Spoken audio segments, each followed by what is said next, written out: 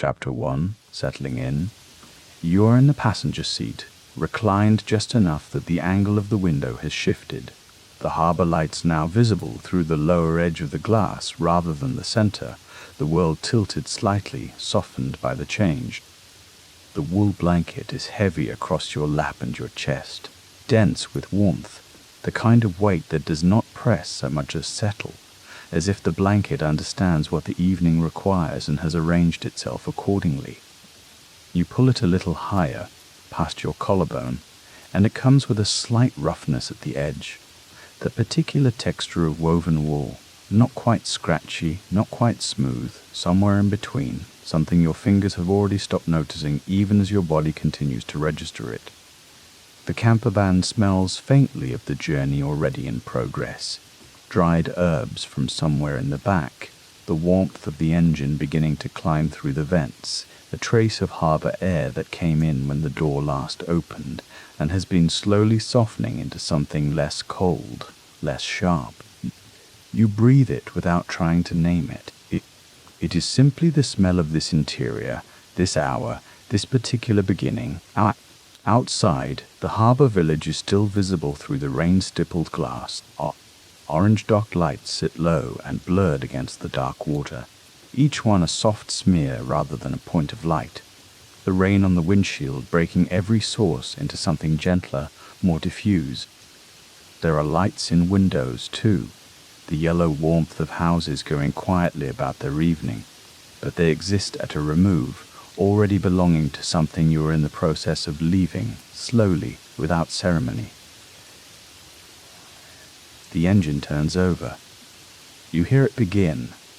Not a sudden noise, but a low, rolling vibration that finds its way up through the seat back, into your spine, and from there spreads across your shoulders and settles into your hips. The campervan hums. It is the sound of something large and patient agreeing to work, finding its own rhythm, a rhythm just below the threshold of hearing that you feel more than you notice.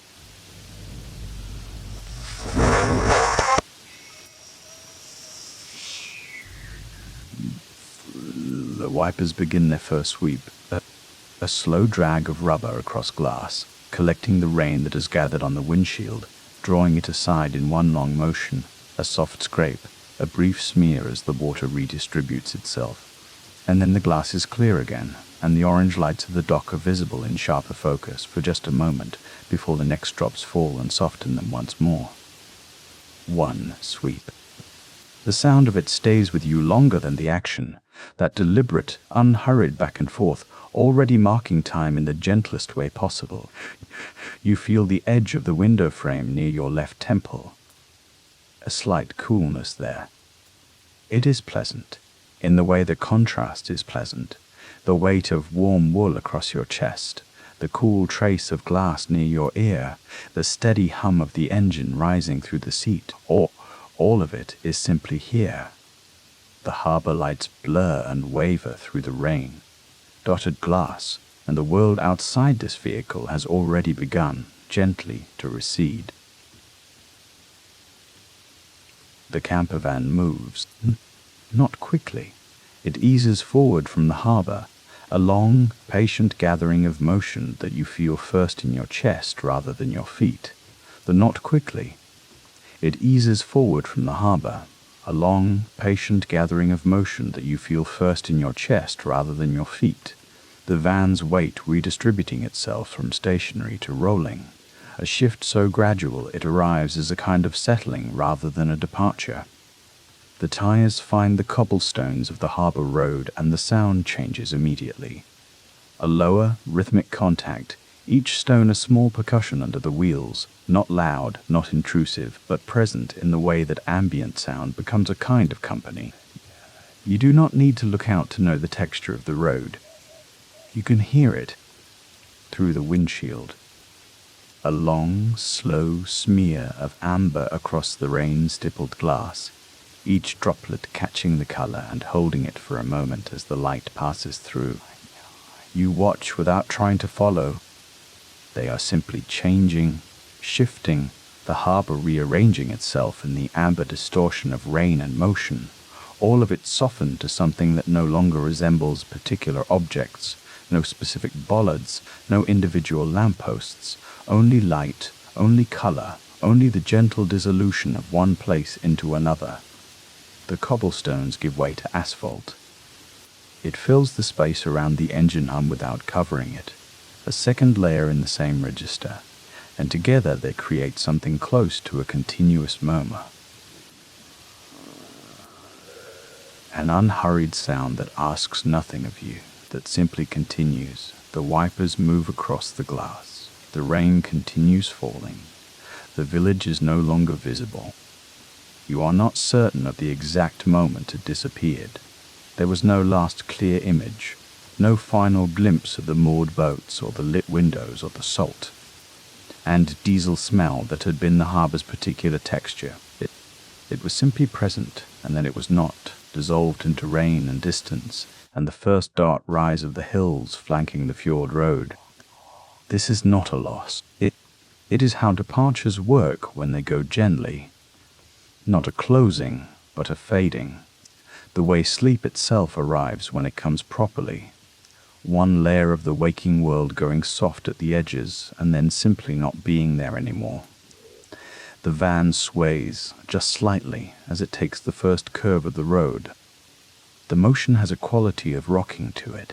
Not quite, but close enough that some older part of your body recognizes it and softens in response. Ahead, the headlights lay themselves across the wet black ribbon of road, rain falling through the beams in long pale lines. On either side, the dark suggestion of hills and water. The fjord beginning its long quiet presence, invisible in the cloud, but felt in the particular weight of the air, in the smell of cold water and distance that the van holds gently at a remove. The harbour is gone. The road continues. The rain finds the roof, and the sound it makes is very soft and very steady and entirely without urgency. Chapter 3. The Fjord Road. The road narrows, and you feel it before the headlights can confirm it. The hedgerows drawing in from either side, their wet dark branches pressing close to the glass, the lane compressing around the van as a held breath compresses before release. The leaves catch the light for a moment, silver green, slick with rain, shining briefly, and then swallowed by the dark as the road bends. The hedgerows bend with it. You are enclosed in a moving corridor of growth and darkness, and the sound of water on leaves, the rain finding its way through even the densest growth, touching you through the glass and the sound of its touching. And then, between two stone walls where the hedge falls away, a gap, a moment, you see it, the fjord. Dark and enormous, and much closer than you expected. It is there for only a second, a gap in the wall, and then a stand of low ash trees closing again. Then the road curves, and the wall rises, and the fjord disappears again, held patiently behind stone and branch. But you know it is there. You can feel its presence in the air, that particular heaviness that a large body of cold water carries even when unseen, the smell of depth and distance that has been with you since the harbour, but is stronger now, more immediate, as though the fjord has leaned a little closer to the road.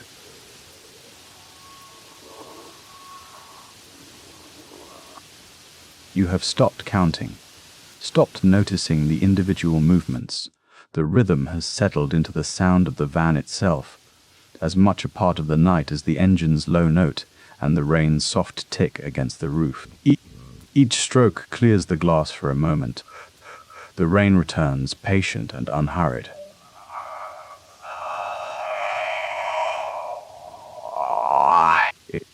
It is a conversation without urgency, a negotiation that has no winner and requires none. Beneath you, you become aware of the seat, of the van's slight, persistent vibration traveling up from the road through the tires and the frame and the foam and into your lower back, your spine, the muscles that run along either side of it. The vibration is not intrusive. It is more like a reminder. The van is solid around you. Its machinery is attending to the road so that you do not have to attend to anything. The warmth it holds is complete. The rain is outside. The hedge opens again.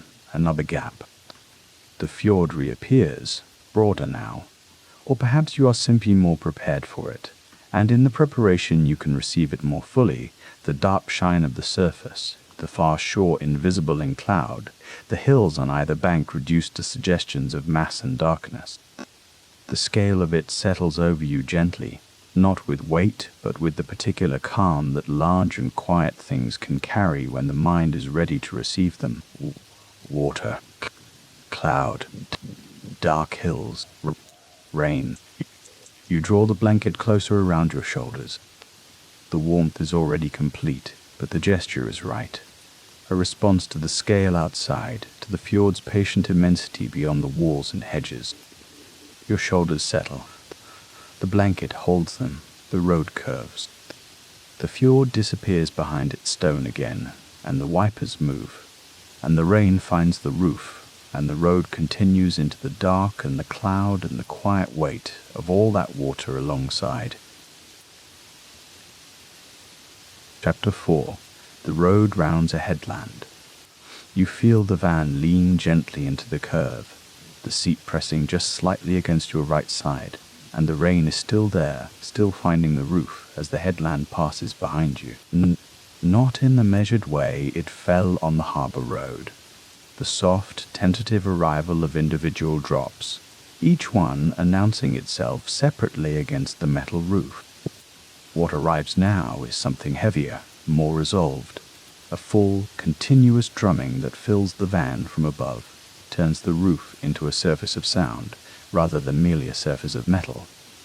The wipers find a new pace, almost without you noticing the change, a little faster now, a little more purposeful, the van attending to the new weight of the rain with the same reliability with which it has attended to everything else. The windshield fills with water, not drops now, but channels. The rain finding the glass and moving, each stream catching and following the paths that earlier streams have worn, running sideways where the wind takes them, and curving downward where gravity reclaims them, chasing the water ahead, finding new routes when the old ones are taken. The whole surface becomes a slow, shifting painting, the road ahead visible in glimpses between the channels, the dark hills suggested in wide smears of grey and black. The sky a uniform weight of cloud from one side of the glass to the other.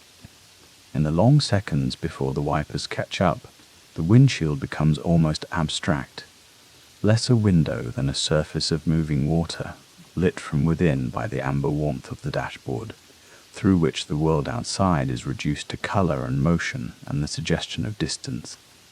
Then the wipers reach the top of their stroke, and the glass clears, and the road is there again, wet and silver, the white lines catching the headlights and unrolling ahead in long bright ribbons before the rain returns and the painting begins again.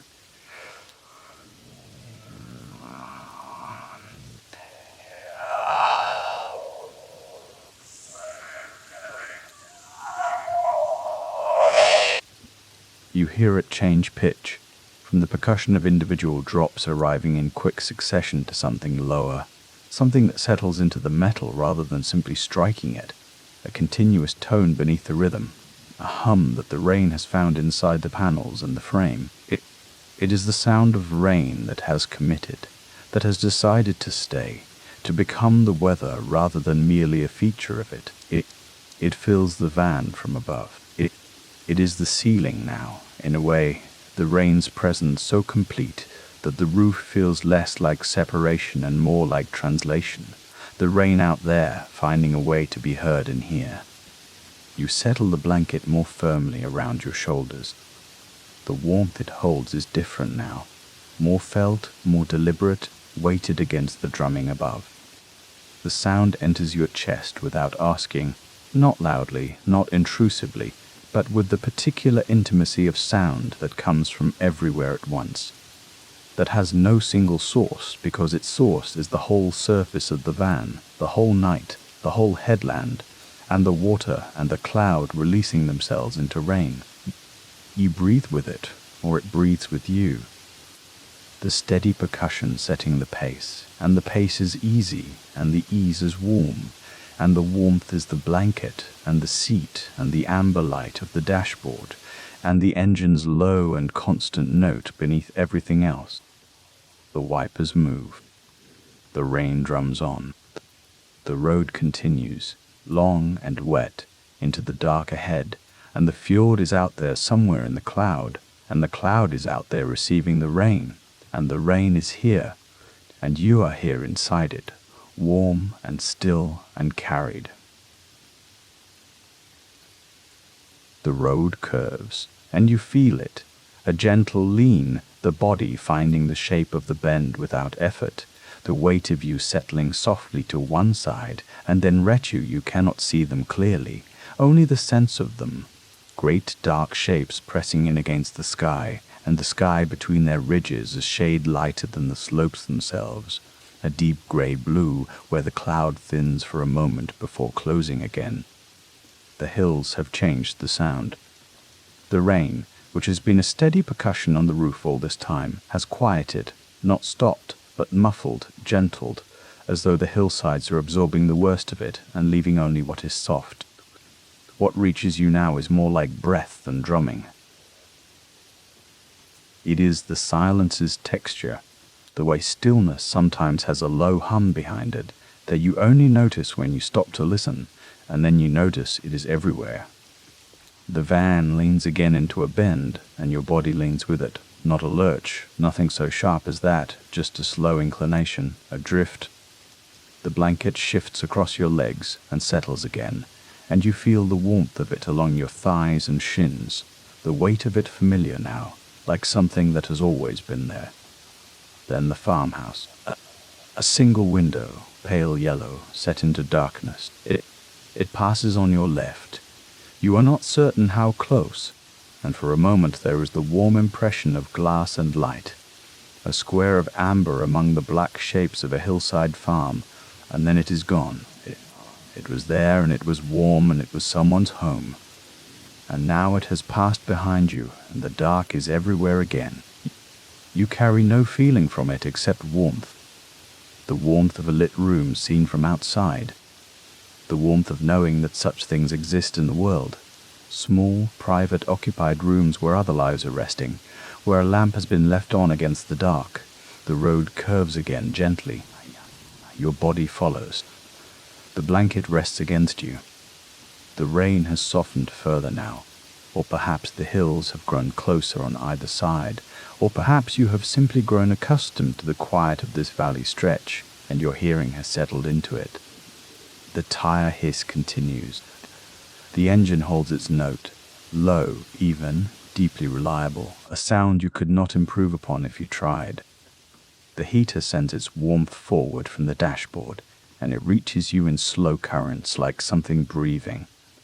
The hills will open eventually. Roads always open. But for now you are in the valley's shelter, and the valley is dark and quiet, and the rain is soft here, and the van moves through it all at the pace of something that has decided not to hurry. Each bend arrives and is left behind. Each farmhouse, if there were another, would be a single lit window in the dark, passing and gone, and that would be enough. That is enough.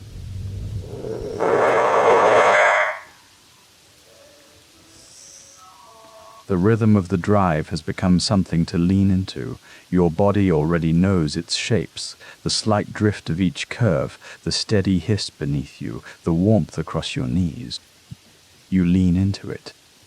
The hills hold the road gently on either side, and you are inside that holding, and the rain is soft, and the pace is easy, and the ease has its own weight now, warm and familiar, and yours. Chapter 6. Dark Water. The valley opens, and the road straightens, and then the water appears. It is there on your right, not announced, not dramatic, simply present, as though it has always been there and the hills were merely concealing it. The fjord. You register it less as a shape than as an absence, an immense flat darkness beyond the road edge where the land gives way and does not return. The sky holds a faint grey quality to it, even at this hour. Some residual light that the cloud diffuses and spreads, and against that grey, the fjord is absolute. It is the darkest thing in the view, darker than the hills, darker than the road ahead, darker than the inside of the van with its amber dashboard warmth. It is a darkness that has depth to it, not a wall but a depth, something that goes down and down beneath the flat surface, and the flat surface itself is without boundary, stretching out until sight simply gives up, and there is only cloud. The rain falls on the roof. The rain falls on the fjord. These are the same rain, and yet you can only hear the half that reaches you, the soft percussion on the metal above your head, steady and unhurried, while the rest falls into that vast water in silence, or in a silence too great and too distant to reach you here. You know it is happening. You picture it, drops breaking the black surface, rings forming and dissolving and forming again across that whole dark plain, and the fjord receiving all of it without response, without any ripple you could see from here. It simply takes it. It is large enough to take all of it and remain unchanged. And the rain continues, and the roof continues, and the sound is the same sound it has always been. The seat vibrates beneath you. It has been vibrating all this time. The engine's movement translated through the chassis, through the seat, into your body, and your body has long since stopped distinguishing it from stillness. It is the texture of stillness now. You feel it in your lower back, a low and continuous tremor, and you feel the blanket across your legs, its weight settled and even, and you feel the warmth of the seat beneath you, and all of these things are very steady and very warm and very unchanged. The van moves along the road. The fjord moves alongside. The rain falls on both. You are aware, without urgency, without wonder, only as a quiet and passing noticing, of how enormous the water is, and how small the van is beside it. A lit ember, moving at the pace of embers along the edge of something vast and dark and still. The light inside the van is warm and amber and low, and outside the glass on your right, the fjord is a darkness without edge or end. These two things exist together easily.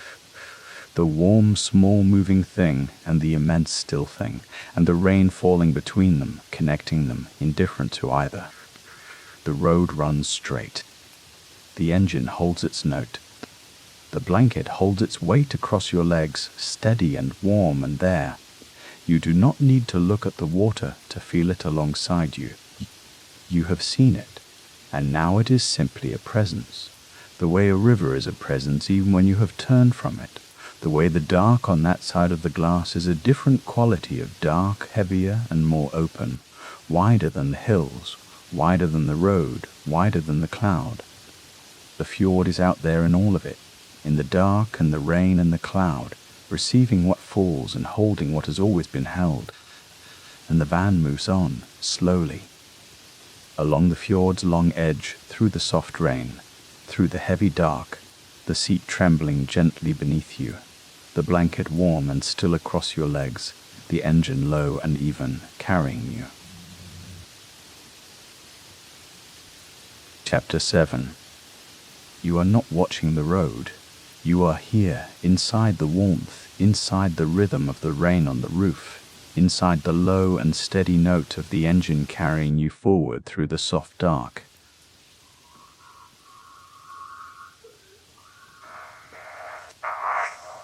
You notice the feet first. They are deep inside wool socks, deep inside the quiet dark at the bottom of the blanket, and they are warm, genuinely warm, not the careful warmth of something being kept warm, but the uncomplicated warmth of something that has simply settled into itself. The wool is soft against the soles, soft at the arch, soft around each toe, and the toes themselves are heavy and still, not reaching for anything, not holding anything, just resting inside the soft and the warm, just here, just quiet. The rain comes down on the roof above you with the same patient rhythm it has kept since the village disappeared into the cloud behind. You can hear it clearly, evenly, steadily, a sound that fills the space above and requires nothing of you, a sound that has been there all along and will continue without any help from you at all. It finds the metal above you. It runs, and it falls again. The wiper moves across the windshield in its long, slow arc, and the arc is the same as it has always been, back and back again, unhurried and assured. The windshield beyond it is a blur of motion, a soft and unreadable curtain of water and dark and faint reflected light, nothing to track, nothing to follow, nothing that requires your eyes to do any kind of work at all. The calves are heavy against the seat cushion. You feel this with a kind of easy surprise, the way you might notice something familiar you had simply stopped noticing. The weight of them, the stillness, the way they press gently down into the fabric and do not move. The muscle is soft, not holding, not braced against anything, just resting in the warmth the blanket has made, settling a little more with each breath, with each long, slow arc of the wiper, with each drop that finds the roof and disappears into the dark below. The warmth moves upward from the feet, not as something you are doing, but as something simply happening, slowly, at the same unhurried pace as the van along the dark road, the same pace as the rain, the same pace as everything here tonight. The ankles are warm, as come a coals are still. You notice the stillness of them, the weight of them, the way the warmth gathers there and stays, unhurried and complete, as though it has always been there, and you are only now noticing it for what it is. The wiper moves. The engine holds its one low note beneath all of it, and that note is familiar now, expected, a part of what being here feels like, a part of the warmth, a part of the weight, a part of the slow and simple fact of being carried through the soft dark along the long edge of something wide and still. And awareness moves upward, slowly, unhurried, with no particular destination other than the next quiet place to rest. Chapter 8. The Weight of the Blanket. And as awareness settles into that quiet place, you find it. The blanket pressing gently on the chest. You notice this now. It has perhaps always been white noise, but you hear it this way now. Not as individual drops, not as sound with a beginning or a shape, but as a continuous soft texture filling the air above you. The way wool feels against skin, the way warmth feels when it has been present long enough to stop being noticed and simply become the state of things. The rain does not change. The rain does not ask. The rain simply is, as the blanket simply is, as the weight on the chest simply is. The knees are soft. You feel this without effort. The softening of them, the way some small resistance that had been there has now simply released, and the knees are just here now, just resting, not braced against anything, not anticipating anything, just part of the weight that gathers downward into the seat beneath you. The thighs are released. They have let go, and the seat has come up to meet them, and there is no longer much difference between the two, just warmth, just weight, just the long soft press of being still inside a moving thing. The van trembles very faintly beneath you. You used to feel this as a separate thing, a vibration, a texture distinct from the rest, but it is not separate now. It is part of being here. The seat trembles, and the seat is where you are, and so the trembling is simply part of what here feels like, woven into the sound of the rain and the breath of the engine, and the weight of the blanket and the warmth that has gathered all the way from the feet, all the way up through the calves and the shins and the knees, and now lives here in the thighs, in the hips, settled and still and slow. The hips are heavy. You feel the full weight of them now, sinking, settling, the bones of them finding the deepest part of the seat and simply resting there, without effort, without intention, the way stones rest at the bottom of still water, present, complete, and very far from anywhere requiring movement. The blanket's weight on the chest is the most noticed thing in the world. It is gentle and it is constant, like a resting hand, like something that says only, "You are here, you are warm, you are held." The chest rises slowly beneath it and falls, and the weight stays even and unhurried, and the chest rises slowly again and falls, and the weight stays. The body is heavier than it was. This is simply true. The edges of things are less distinct now. Where the blanket ends and the warmth begins, where the warmth ends and the seat begins, where the seat ends and the soft dark beyond the glass begins. The rain continues. The engine continues. The van moves slowly along the long edge of the fjord, through the cloud, through all the soft and gathering dark, and the weight on the chest is still there, and the warmth is still there, and the wiper makes its long arc across the glass, and the rain finds the roof, and the body grows heavier, slowly, and the edges slowly dissolve. Chapter 9. Shoulders and Jaw. The road carries you forward through the soft dark, and the engine holds its note. Low, even, steady beneath everything. And the rain is still there, and the warmth is still there. You feel it first in the engine sound, a deepening, a steadying, a note that settles lower in the chest of the van and holds there, continuous, as the wheels find the long rise and the gradient grows gentle and persistent beneath you. Your shoulders, you notice, are softer than they were a moment ago, not because you asked them to be, only because the climb is slow and the engine holds and the rain does not change, and there is nothing happening that would require them to stay lifted. They let go, downward, just slightly, into the blanket, into the seat beneath the blanket, into the warmth that has been building in this small space for a long time now. Outside the glass there is nothing to see. The lights of the village are behind you. The fjord is behind you. You are on the inside. Your jaw is loose. You notice this the way you notice the engine note, not by looking, but by feeling a faint absence where something was before. The hinges of the jaw, those two small places below the ears, they have let their small tension go, and the teeth are no longer quite touching, and the breath can come and go more easily now, in through the nose and slowly out. The hands are still. They lie folded on the blanket, or open at the sides, or gathered in some loose arrangement that the body chose without consulting you, and whatever grip remained in the fingers. The engine holds its deeper note. The road continues to climb. The rain does not pause. There is a warmth in the chest that you did not put there. You feel this when the breath moves through it.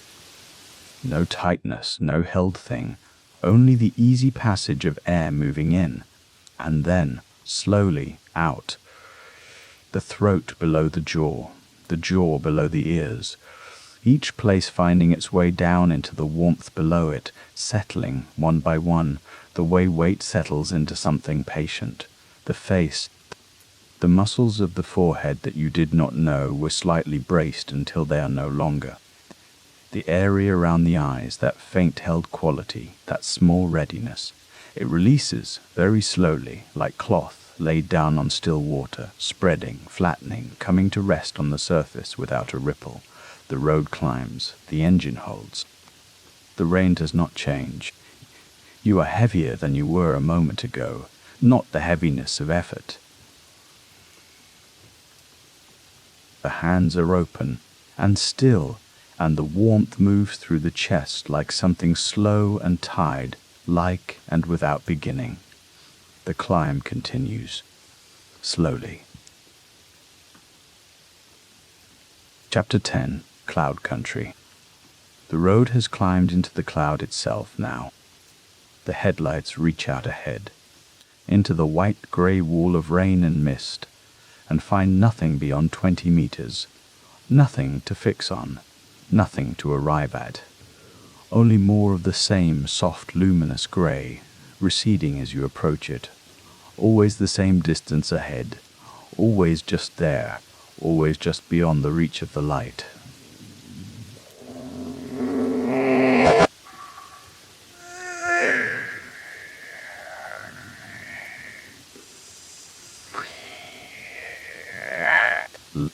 left to right, right to left, a sound you have been hearing for a long time, low and steady, like a slow breath of its own.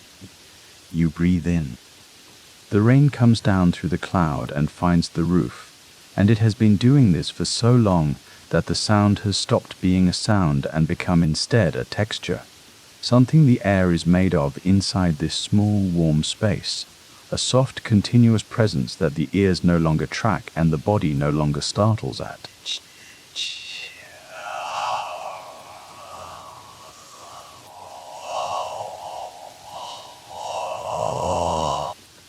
The wiper moves, the rain falls. Your breath comes and goes. For a moment, just a moment. These three things align. The slow arc of the wiper, the soft fall of rain on the roof, the rhythm of your own breathing, in and then out, all of them together, all of them one texture, one tempo, one soft and unhurried pulse that the body recognizes without understanding, the way the body recognizes warmth, the way the body recognizes stillness, in and out. The headlights show the grey. The grey does not end. The van moves through it slowly, steadily, and the cloud is the same cloud it was 5 minutes ago, or 10, and the road is the same road it was then, climbing gently, and time on this road has become something else. Something that does not move in a line. Something that pools and spreads and cannot be measured by looking forward or back. You breathe in, slowly, the rain against the roof, the wiper, the engine, low and continuous.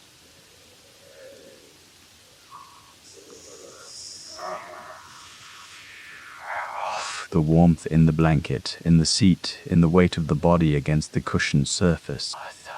These things are all still here. They have not changed.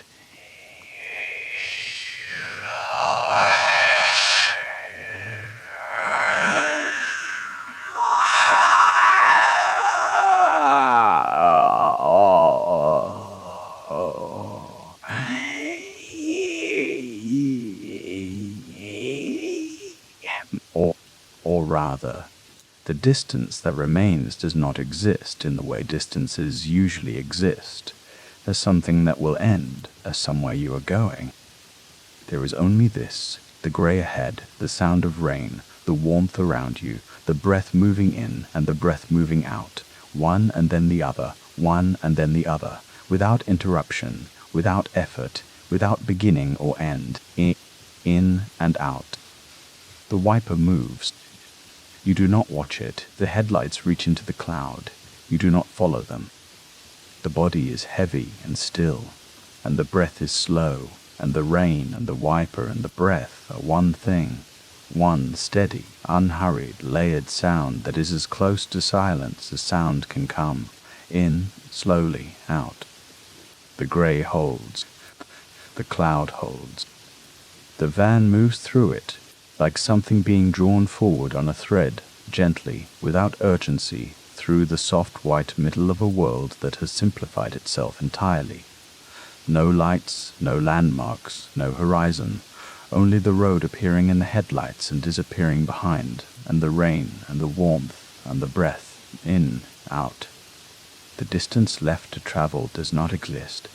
Only this moment, this warmth, this breath, this soft and unwavering sound of water finding the roof and staying, in, out, slowly, still. Chapter 11. The Rain's Geography. You are still, and the rain continues above you, finding the roof in all the ways it knows. There is a heavier note above the cab, rounder, deeper, a sound with more weight to it, as if the rain arrives there with more intention, pooling for just a moment in the slight curve of the metal before finding its way to the edge and running. And further back, behind where your head rests against the pillow, the sound changes. Lighter, a finer register, more scatter than weight, a sound like the outermost part of something rather than its center. These are different rains, almost. Different conversations the rain is having with different parts of the roof above you. You notice this without naming it. You hear the difference the way a dreaming mind follows shapes, not cataloguing them, not deciding what they are, only following, the way a hand might trace the edge of something soft in the dark, and not need to know what it is touching.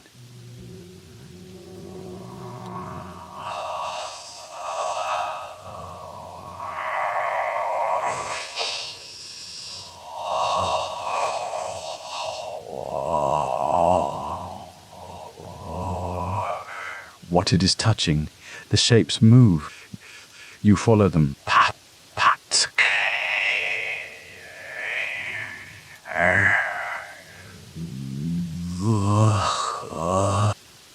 The rain finds a seam above you, just to the left. You can hear it, a thin, continuous thread of sound, lower than the drops themselves, more whisper than percussion. It is a more private sound than the general rain. It speaks only to that one channel, that one narrow geography of metal and joint and slight downward slope. You listen to it the way you might listen to someone breathing quietly in another room, not with attention, but with a soft awareness that costs nothing, that requires nothing at all. A warmth begins now, somewhere below, at the very edges of your feet. It is the warmth of the blanket, or perhaps it is something older than the blanket.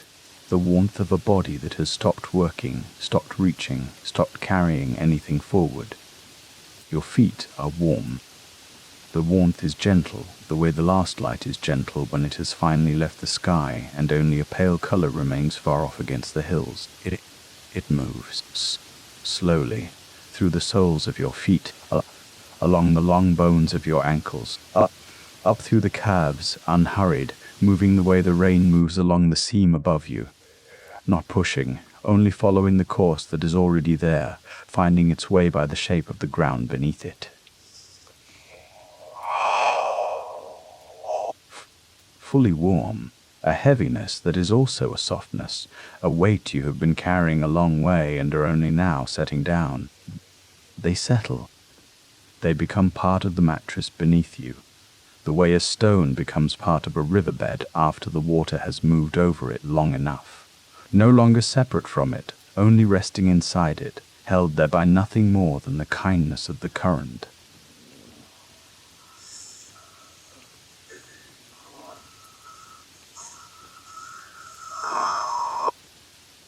There is the weight of it, the warmth of it, the faint texture of it somewhere near your chin, and there is your body, your hands open against the mattress, your shoulders fallen. But the edge between them has grown soft. You are here. You are warm. You are inside a quiet geography of sound that maps itself above you in different registers and asks nothing of you except to remain. The warmth is in your hips now, your lower back. The heaviness of your whole middle releasing slowly downward, the way water finds its level and stays there, pooling in the low place settled. Your chest softens. Your arms feel long and still, belonging to no particular task, no particular hour, only to this warmth, this sound, this stillness you have arrived inside. Above you, the rain continues finding the roof in its many registers, the heavier note above the cab, the softer scatter further back, the thin whispered thread of the seam to your left, and somewhere near the far edge of the roof, a single drop that finds a small hollow and echoes very quietly once. You hear it, you do not follow it. You are already very still. Chapter 12. The road carries you.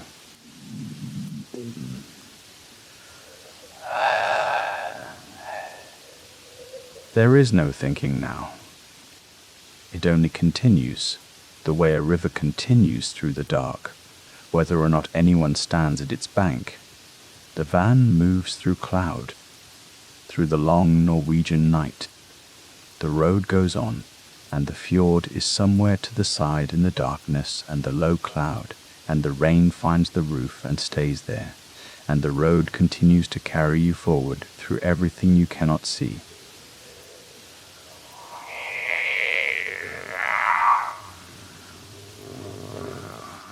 Warmth begins again at your feet.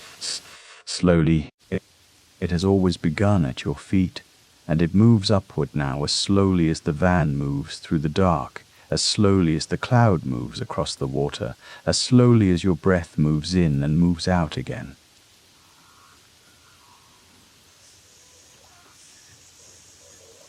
In, out. The warmth is at your ankles. Your feet are soft. The mattress is soft beneath your feet. The blanket is soft above them, and the dark on the other side of the metal is soft with rain and cloud and the muffled distance of the fjord. In, out, the wipers move, slowly, so slowly, now that you cannot say when one sweep ends and the next begins. They have become a rhythm you no longer count. Only hear, the way you hear your own heartbeat when you are nearly asleep, as something that has always been happening, that will continue happening, that does not need you to attend to it at all. And the warmth pulls at your lower back and stays there a moment, the way the rain stays in the slight hollow of the roof above the cab before it finds its slow course and runs. In, out. You do not know the road.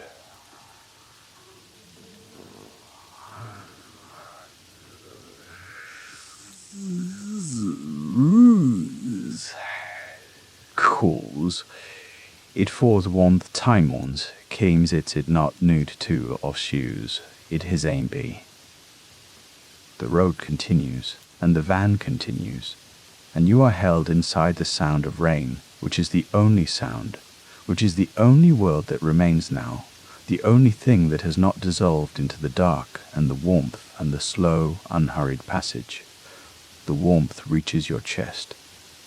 A soft opening there, an opening that does not press, only spreads outward along your ribs, slowly down through your arms into your hands that are open against the mattress, that are resting, that are warm.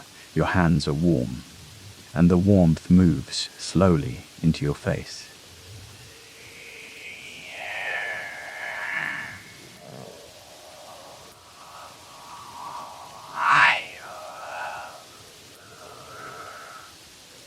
Warms behind your eyes, which are closed, at your jaw, which is softened, across your forehead, which is smooth and still. Everything is warm now. In, out, the engine hums, while one low, continuous note beneath the rain, beneath the wiper's slow rhythm, beneath the soft geography of sound that is the roof and the rain and the long Norwegian night. It hums the note it has always hummed, and the road goes on through cloud and fjord and dark, and you are inside it, held inside it, carried forward into something you do not need to name. The rain finds the roof and stays. In, out, slowly, still. Poik.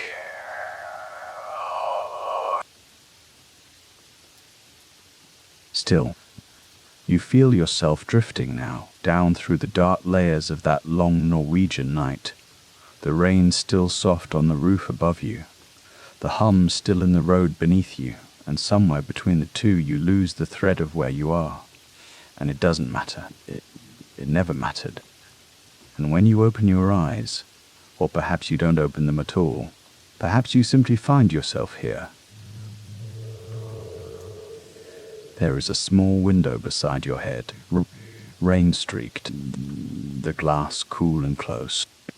Beyond it, the fjord breathes in the dark, a vast slow exhaling against the gravel shore, against the side of the van where you lie stretched along the bench bed, your weight settled into it, the engine idling somewhere far below you, like a heartbeat that isn't yours but holds you anyway.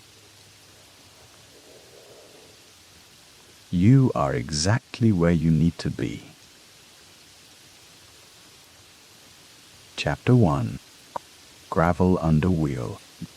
You feel it before you hear it, the faintest pull of the steering wheel as the tires leave the road surface and meet the loose gravel of the lay. By that slight resistance, that shift in the world beneath you, the road letting go and the land itself taking over. The tires crunch down into the stones, each small rock shifting and settling under the weight of the van. A sound like rain on a tin roof, but slower, more deliberate, more final. You ease off the throttle and the engine drops. Not suddenly, but in one long exhale, from the steady hum of road speed down to a low idle, and you feel that change in your chest before you register it in your ears, the vibration in the seat loosening, the steering column going quiet in your hands. You roll forward a little further into the darkness, the headlights sweeping across the cliff face on the near side, pale grey rock, a line of wet moss, the faint glint of water seeping down a fissure, and then you bring the van to rest and the tires stop altogether, the gravel beneath them settling into silence. You sit for a moment with the engine still running, watching the headlight beams hold their ground against the cliff, illuminating the texture of the stone in that flat, still way that headlights do at night. Every surface a little more present than it would be in daylight, a little more close. Your eyes take a moment to find their footing in the dark, and in that moment you hear the silence rushing in where the engine noise had been. Not true silence, but the absence of road, the absence of motion, the absence of everything that the journey had been carrying along beneath you.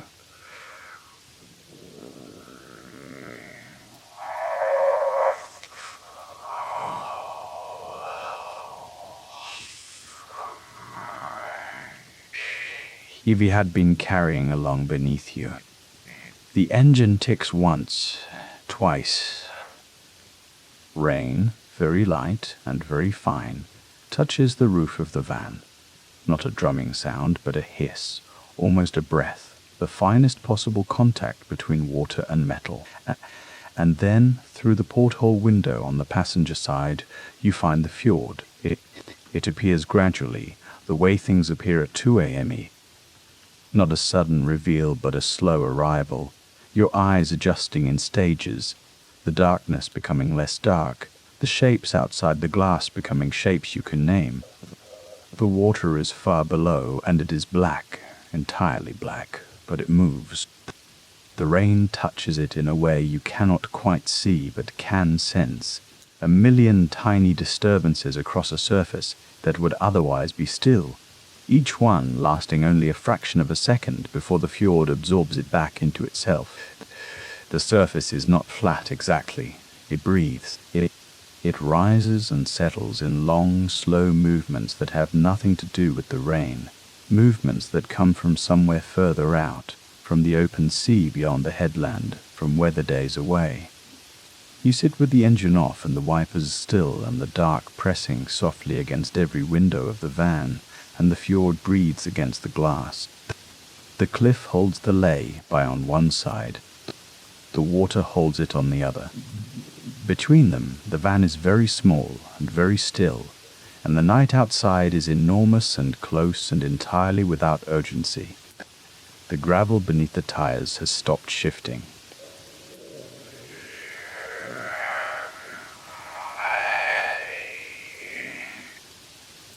The journey is over, and the night begins now, on its own terms, at its own pace, with the rain on the roof and the fjord below, the black water moving in ways you do not need to understand. The bench bed waits for you in the dark, and without rushing, you find your way into it, one hand on the headrest, your weight settling as the van sways just slightly beneath you, still and kind, the way the water moves below. The mattress is firm at first, the way a mattress always is in the first moment, before it learns the shape you've brought to it, and you feel the slight give as it accepts your weight, the foam settling in under your back and your hips and the backs of your legs, taking the full length of you in all at once. Not the sharp, insistent warmth of a heated room, but the accumulated warmth of an afternoon. Warmth that has been waiting in the folds of the bag since you last opened it, soft and still and entirely your own. You pull it up and it comes around you slowly, the weight of it settling across your chest and your shoulders, like something placed there with care. The fabric is slightly rough against the back of your hand where it grips the edge. A good texture, a texture that means something real, and inside the bag, the temperature is steady, even, the same from one end to the other. The pillow is small. One edge of it holds a coolness. The edge nearest the porthole, where the condensation has gathered on the glass and the cold from outside has worked its way inward through the night. You can feel that coolness against your cheek if you turn slightly toward the window. A faint dampness in the cotton pillowcase. Not unpleasant, not cold enough to disturb, just present. A reminder that outside is outside. That inside is here, and warm and enclosed. You lie horizontal, and your body takes a moment to understand that this is real, that the motion has stopped, that the journey is finished, that there is nothing left to do but this. And in that moment of understanding, something interesting happens in your legs. Faintly, distantly, as though the muscles in your thighs and calves have not yet received the message, as though the vibration of the motorway and the gravel road and the long hours of moving have left a kind of echo in the tissue, a resonance that has nowhere left to go now that the van has stopped. It hums there, very softly, in the long muscles above your knees, a kind of phantom motion. The road still running beneath you, even though you are still, even though the van is parked on gravel above a fjord at 2 a.m, with the rain on the roof and the engine cooling outside. Your legs remember the road. They hold it gently, that last little vibration, and you let them. It will take a little while, that is all. It will take a little while for the body to understand that the stopping is complete, that the stillness is real, that there is no more distance left to cover tonight.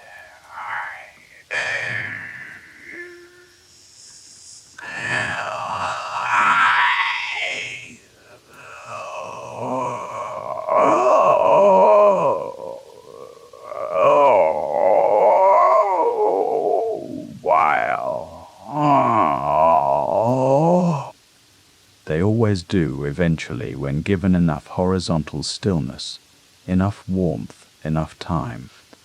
The sleeping bag holds you. The mattress holds the sleeping bag. The bench holds the mattress. The van holds all of it, parked and still on the gravel, the cliff on one side, the fjord on the other, the rain so fine it is almost just the sound of quiet. The water below moving in those long, slow rhythms that belong entirely to the night. The vibration in your legs is already a little softer than it was a moment ago. Chapter 3.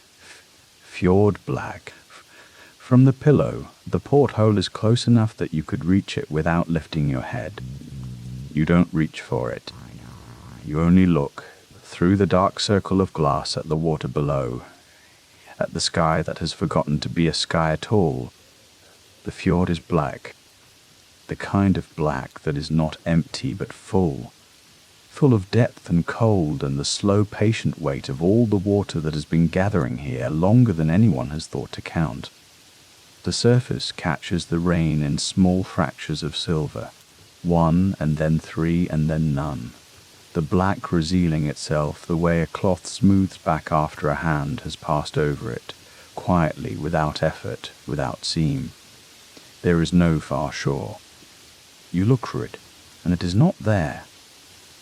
About halfway across, and everything beyond that line belongs to something else entirely, something older and less interested in being seen. Find him.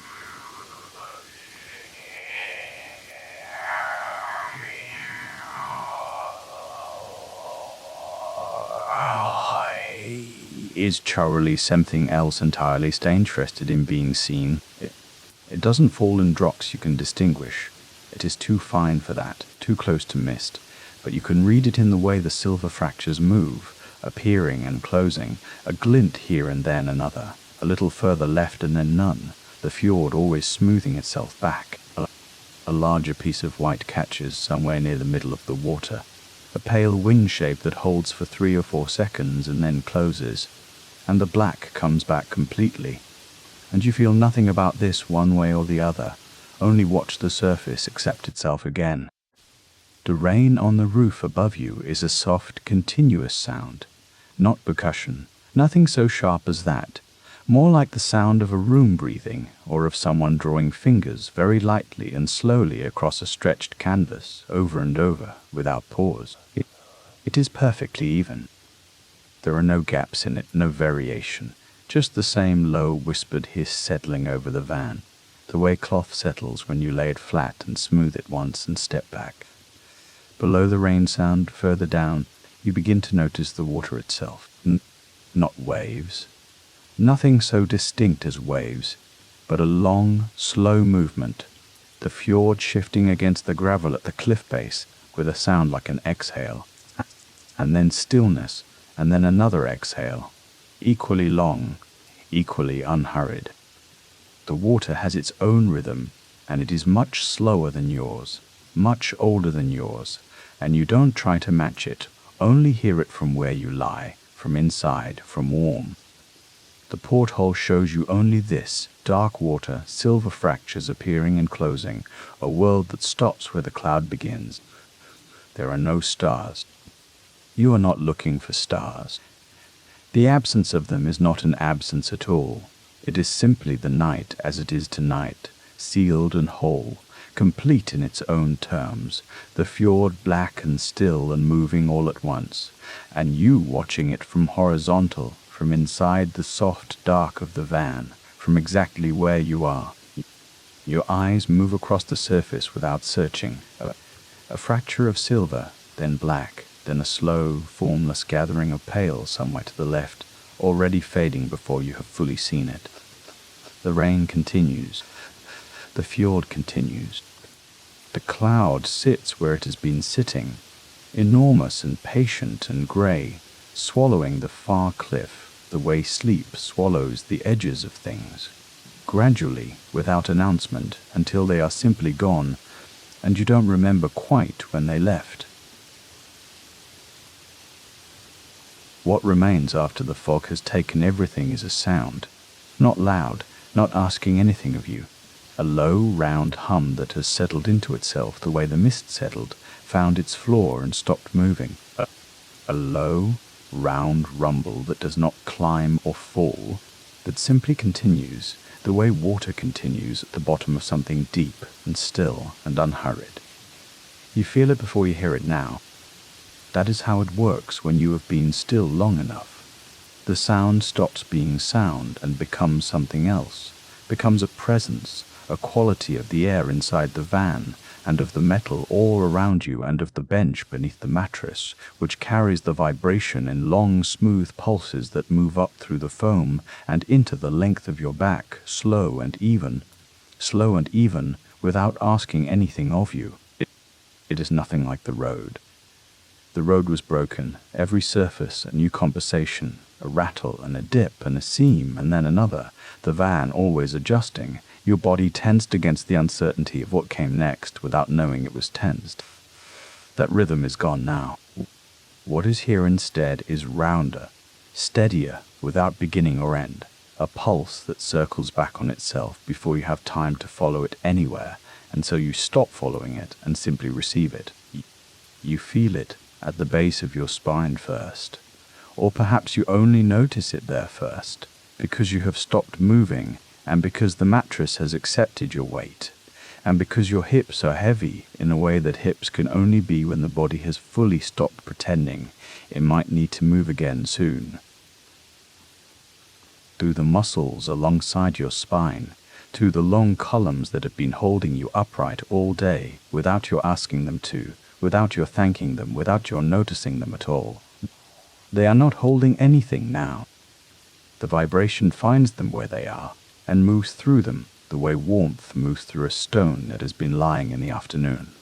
Not quickly, not with any urgency, but steadily until the stone and the warmth are the same temperature, and there is no longer any distinction between them, and the stone has simply become warm, and that is all. Your shoulders receive it after your back, not as a separate arrival, more as a continuation, the same low hum reaching a new place, settling there the same way it settled in your spine, without drama, without rush.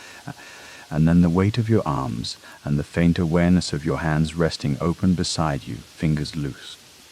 The vibration present even there, in the small bones of your wrists, in the warmth of your open palms.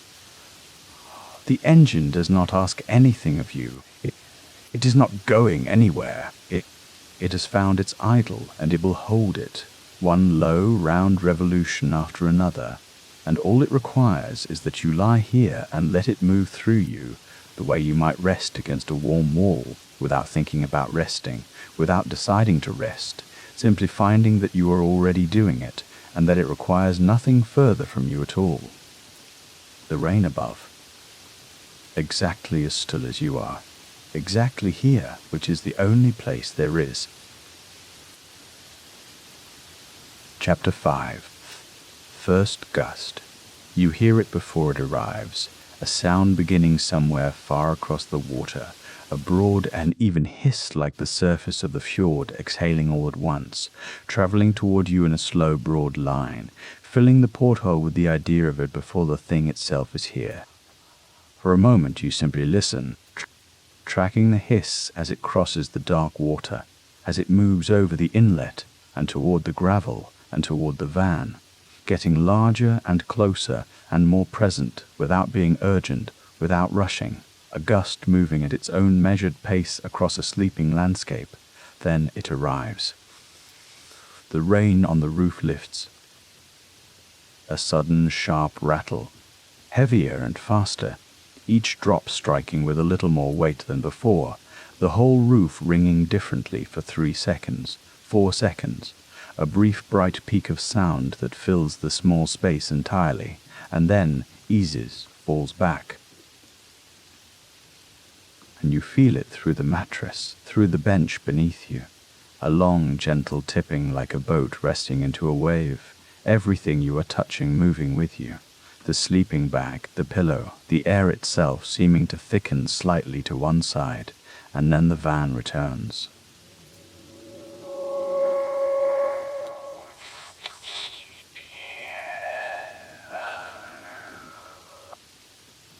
Leaning back the way it came, the gravel underneath shifting its weight almost imperceptibly, the frame settling, the roof creaking once, just once, a low quiet sound and then nothing. Through the porthole, the water surface is different for a moment.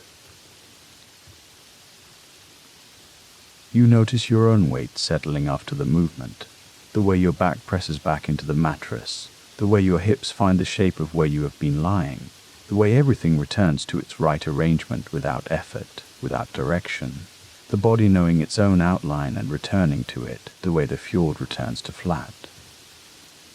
The gust is gone. It passed through, moved on, crossed the fjord and climbed into the hills beyond, left the water to smooth itself, left the van to settle, left the night to its own quiet occupation. The rain falls on. The porthole holds its small, dark oval of sky. The water below is still, or still enough, the dark fjord breathing at its own slow pace, indifferent to the gust, unchanged by it, enormous and composed in a way that makes the van feel exactly as small and warm and sheltered as it is. You let your eyes close again, or let them stay closed, or let the distinction fall away entirely. The sound of rain continues, steady, uninterrupted, the ordinary rain on an ordinary roof, which is exactly what it was before, and exactly what it will remain. Chapter 6. The heater. The heater in the corner ticks once. The sound is small and clear. 2 ticks, close together, a pause, and then the heater exhales. There is no better word for it. A breath of warm air moves out from the corner, low and slow, arriving without urgency, a wave of temperature rather than wind, spreading across the floor first and then rising. Reaching the hem of the sleeping bag, moving over the surface of it, arriving at the place where your arms rest and your chest rises and falls, like a hand placed gently on your shoulder, the warmth arrives. Not hot, not sharp, just warm. The specific warmth of a small heater in a small metal room on a cold, wet night.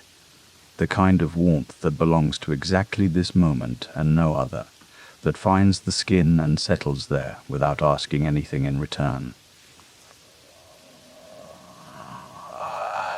You breathe it in. The air of the van has its own quality. Warm and slightly stale, slightly metallic, a trace of something mineral that belongs to the steel of the walls and the thin insulation behind them, to the objects tucked into the corners, all of it combining into a smell that is not a beautiful smell but is a specific one. And specific means real, and real means here, and here is the only place there is to be. You breathe it in slowly, hold it for just a beat, the chest at the top of its rise, the body still and full for one moment, and then you let it go, and the next breath comes a little easier than the last.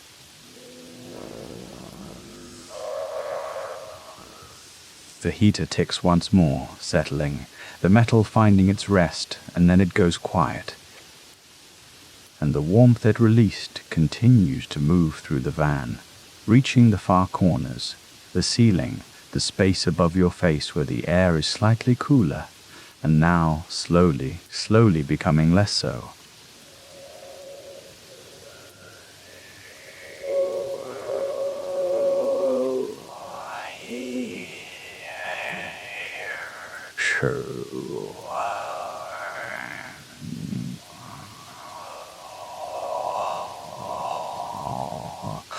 Is the slightly cooler, is the breeze that spanned without effort.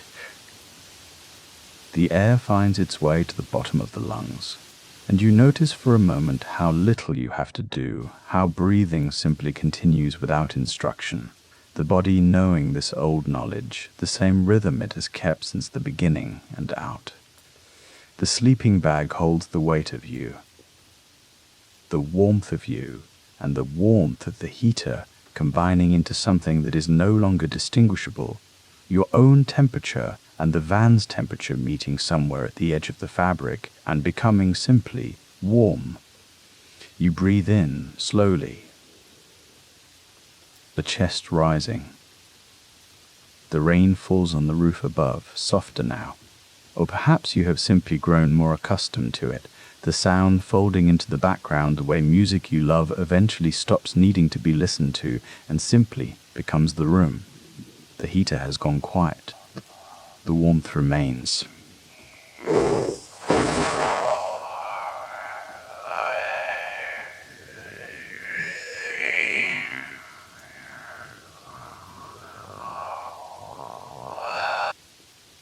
The chest rising like a slow tide, the body understanding something without being told, settling further with each exhale, the weight increasing at the edges, at the feet, at the small of the back, at the backs of the hands where they rest, and out. The fjord breathes below.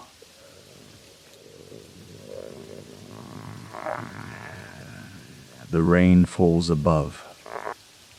The van holds you exactly as it is, warm and still, small against the dark water and the dark sky, lit from within by nothing you could name, only by the ordinary warmth of a heater in the corner and the warmth you have been carrying all along. Your own steady warmth, moving in and moving out, moving in. You notice it in the legs first, a quiet heaviness, the kind that comes from long hours of holding yourself upright. Not pain. Just the slow memory of miles beginning to dissolve, releasing now, softening into the warmth you are already carrying, still braced for the next curve, the next slight correction, the small constant readiness that highway driving asks of the body without ever quite asking aloud. You have been carrying that for a long time. You didn't notice until just now. Your exhale is slow, and as it leaves, something in the right calf softens, just slightly. The way a knotted thread softens when you find the right end to pull. Nothing sudden, nothing dramatic, just a small, warm undoing at the edge of the muscle, as though the road finally released its claim on that piece of you. You breathe in again slowly and out, and the left calf follows. The mattress beneath you is firm in the way that good things are firm, not rigid, but present, receiving, the foam-shaped, subtly around the particular weight of you, as though it has been waiting all evening, patient, holding the outline of a body and glad now to have one inside it. Your calves rest into that surface, not pressing, not holding. Simply resting.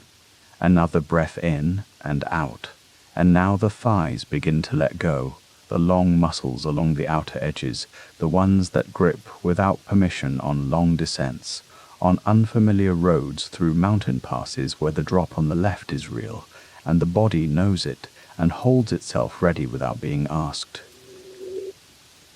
You drove through one of those this afternoon. You remember it only faintly now. Your thighs don't need to remember it anymore.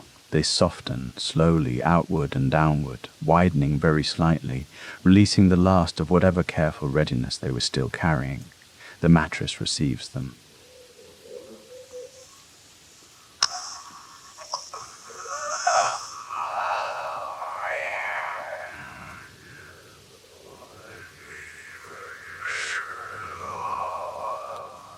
It stays hollow without being asked. Mattress receives. That is often how it goes. You attend to the obvious places, the places that declare their tension clearly, and the hips simply agree. Taking the cue without instruction, sinking a half centimeter deeper, the pelvis tilting almost imperceptibly toward the mattress, as though the earth beneath the van, the earth at the edge of the fjord, below the parking lay, below the dark stones, is very slowly, very gently pulling you down into rest. You breathe in and out. The fjord is still there. You can hear the water shifting softly against the pebbled shore below, irregular and unhurried, the sound arriving in small cold waves, and then receding over and over, the same sound since before any road existed, the same dark water moving in its same dark way. You didn't notice they were still raised until they weren't anymore. One slow exhale and they drop. Maybe 2 centimeters, maybe less, it doesn't matter. And the back of each shoulder blade presses into the mattress and stays, not effortful, not deliberate, simply present, touching the surface the way you might touch something you love without needing to grip it. The backs of your hands rest open against the sheets. Your fingers are uncurled. Not the driving. You, not the planning you. Not the one watching road signs through rain-blurred glass. Just you, weight and warmth and breath, settled inside a warm van at the edge of a breathing fjord, your body slowly, quietly releasing everything the road asked of it. And what remains is very simple. Warmth, weight, breath, moving in. And slowly out, and in. Chapter 8. Watercolour. The porthole has stopped being a window. You notice this the way you notice things near sleep, not with effort, not with any particular thought attached. Just a soft registering, the way a colour changes slowly at the edge of vision without calling for attention. It was a window earlier this evening. You looked through it at the fjord, at the grey-green mountains folding into cloud. But now the glass holds something else, a small contained world that neither requires nor requests anything of you, a slow-moving painting with no frame and no title, made of rain and dark water, and the particular silver light that seems to live inside the distance itself. Rain draws lines across the glass, thin silver lines, nearly vertical, nearly parallel, and then a gust moves through and bends them sideways all at once, the whole pattern shifting like reeds in a gentle current, and then the gust passes and they straighten again, slowly, finding their old path, their natural lean toward the earth, the direction water always chooses when given the choice. You breathe in, the image shifts. It simply happened somewhere in the last few minutes, between one breath and the next. The small muscles along the hinge of the jaw softened and released, and your back teeth parted very slightly, and the whole lower half of your face grew warm in the way relaxed. Things grow warm, the blood moving freely through tissue that had been holding, without realizing it was holding. You breathe out, slowly, the silver lines on the glass bend again, straighten again.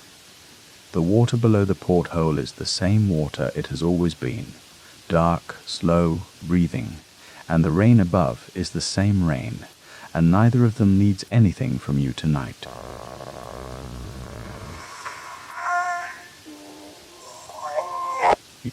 Your eyes rest on the glass, the way they rest on the ceiling in the long, quiet minutes before sleep comes. Not seeing exactly, not searching, simply open, and then not quite open.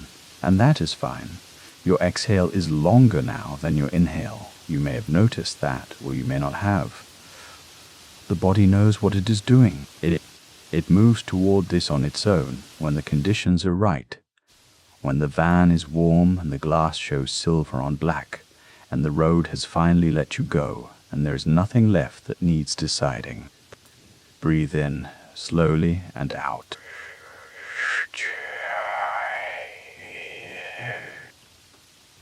The silver lines soften at the edges where the rain is heaviest, a slight blur, and then they resolve, and the dark water below holds its own stillness, and the rain continues its patient, unhurried work across the glass, across the fjord, across the whole dark night that is holding you without effort. Your eyelids are heavy. The warmth in your chest moves out with each breath and returns with the next, and moves out and returns slowly. The fjord breathes. The rain falls. The van holds you warm and still. You breathe in and out, and the painting on the glass shifts once more, very softly, silver and dark, and you are nearly in and out, in and out. Chapter 9, Wave on Stone. From somewhere below you, below the ley, below the gravel edge where the road ends and the land gives way, down where the fjord meets the dark stone shore, there is a sound you had not noticed before. Deep knock. Water pressing against rock, and then drawing back, pressing and drawing back, unhurried, as old as the mountain, and just as unconcerned with the hour. You listen, and it comes again. Not a crash, nothing so sharp as that. A knock. The soft collision of cold water and cold stone, the fjord leaning into the shore as if testing its weight there, and then the long, slow withdrawal, the hiss of water threading back between the stones, and then silence, and then, again, above you, the rain continues on the roof. You had grown so used to it by now that it had almost ceased to be a sound. It had become the air itself, the texture of the dark outside the glass, and underneath both of them, very far beneath your noticing, the engine idles on, warm and constant. They do not compete with one another. They settle, one inside the other, like rings on still water expanding outward and outward until they reach the far shore and return. And your breath, without your deciding it, without any effort at all, your breath has begun to match the wave. Slow in as the water moves towards stones, slow out as the water draws away, and the long, soft pause between, where the fjord holds itself just for a moment before returning.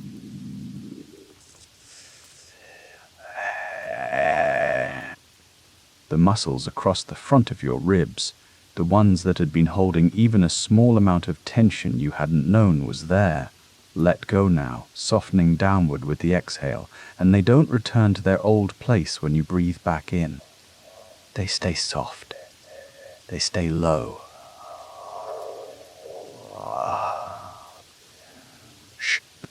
The small chords there, the fine-held lines that run up behind your jaw, you feel them now only because they are releasing, loosening thread by thread as the wave completes its cycle below you, as the rain continues above, as the engine holds its quiet note underneath.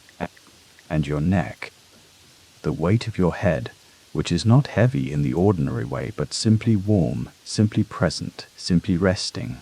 It rests more fully now, the pillow receiving it without effort, your neck releasing its last held fraction into the fabric beneath you. The wave knocks against stone again.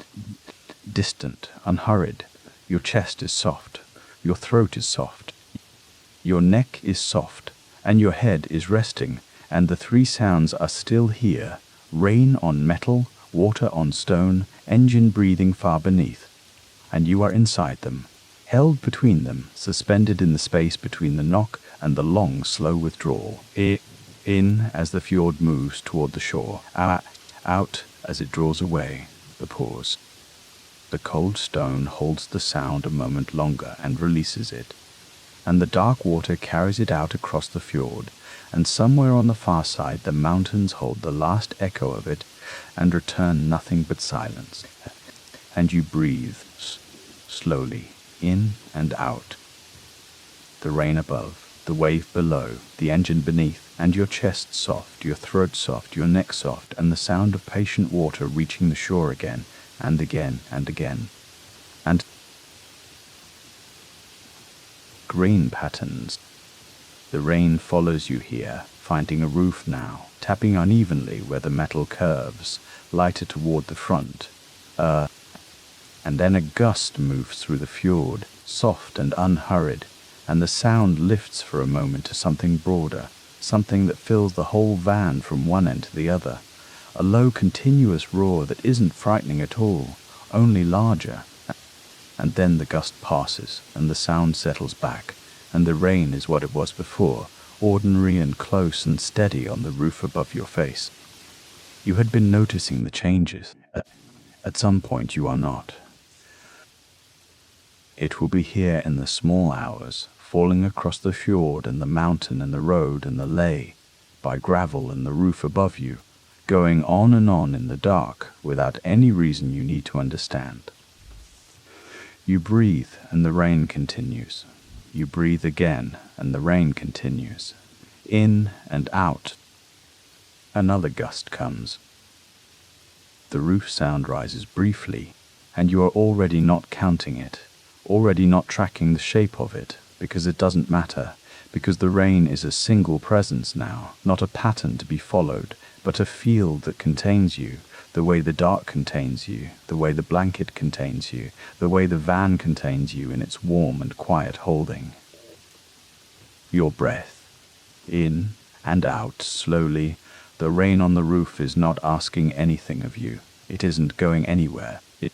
It covers the water and the road and the far mountains and the near ones. It falls into the fjord and becomes the fjord. It falls on the van roof and becomes the sound above you that has been here so long. It is no longer sound at all, only presence, only the dark made audible, only the night going on, in and out. The van is still. The fjord is breathing in the dark. The rain continues across everything, patient and without end, and you breathe, and the sound is still there above you and below you and all around the cold glass. And it will still be there when you have slipped beneath the surface of this quiet into something quieter still, something that has no sound at all, only warmth, only stillness, only the long dark going on. In and out, in, and the rain falls, and the fjord breathes, and you breathe slowly in. The engine has been breathing all this time, while the rain fell and the fjord breathed and your own chest rose and fell without your asking it to. It was there the whole time, patient as the dark outside the window, a long mechanical exhale, and then a pause, and then another, slower, settling into something like calm. You feel it in the bench. Not a vibration. Exactly. Something gentler than that. Something that travels up through the cushion and into your thighs and your hips, so quiet and so even that it is almost impossible to separate it from your own pulse, from your own slow rhythm. The van is holding you. The metal is warm now, warmed from the inside by this breathing, and the window above you where the rain traces its long fingers is cold, and the contrast between that cold glass and this warmth beneath you is very exact, very particular, and you notice it without needing to name it. Outside, the fjord is enormous. You cannot see it. The dark is complete. The rain has made the window a mirror of nothing. But you feel its size through the glass, through the cold, through the particular quality of the air that presses against the van from that direction. It is patient in a way that has nothing to do with waiting. It is simply present, enormous and present, and asking nothing of you, not one single thing, not your attention or your awareness or your breath. And now something else begins. Slowly.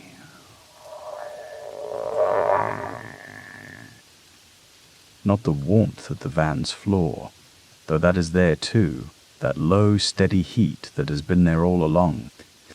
This is something different, something golden, something unhurried, the kind of warmth that has no source and no edge, the kind that simply arrives and spreads, the way honey moves when you tip the jar and don't hurry it. It fills the arches of your feet first, slow and complete, and then it moves into your heels, pooling there for a moment like light held in cupped hands, and then it rises into your ankles, into the long muscles of your calves, heavy now, warm now, done with their day, released from everything the day asked of them. It is golden, this warmth. If you were to open your eyes, and you do not need to do anything at all. You might expect to see something glowing at the far end of the van, some low amber light moving upward through the dark. But your eyes stay closed, and the warmth rises anyway, slow as the tide, certain as the rain, into your knees, into the long, heavy quiet of your thighs.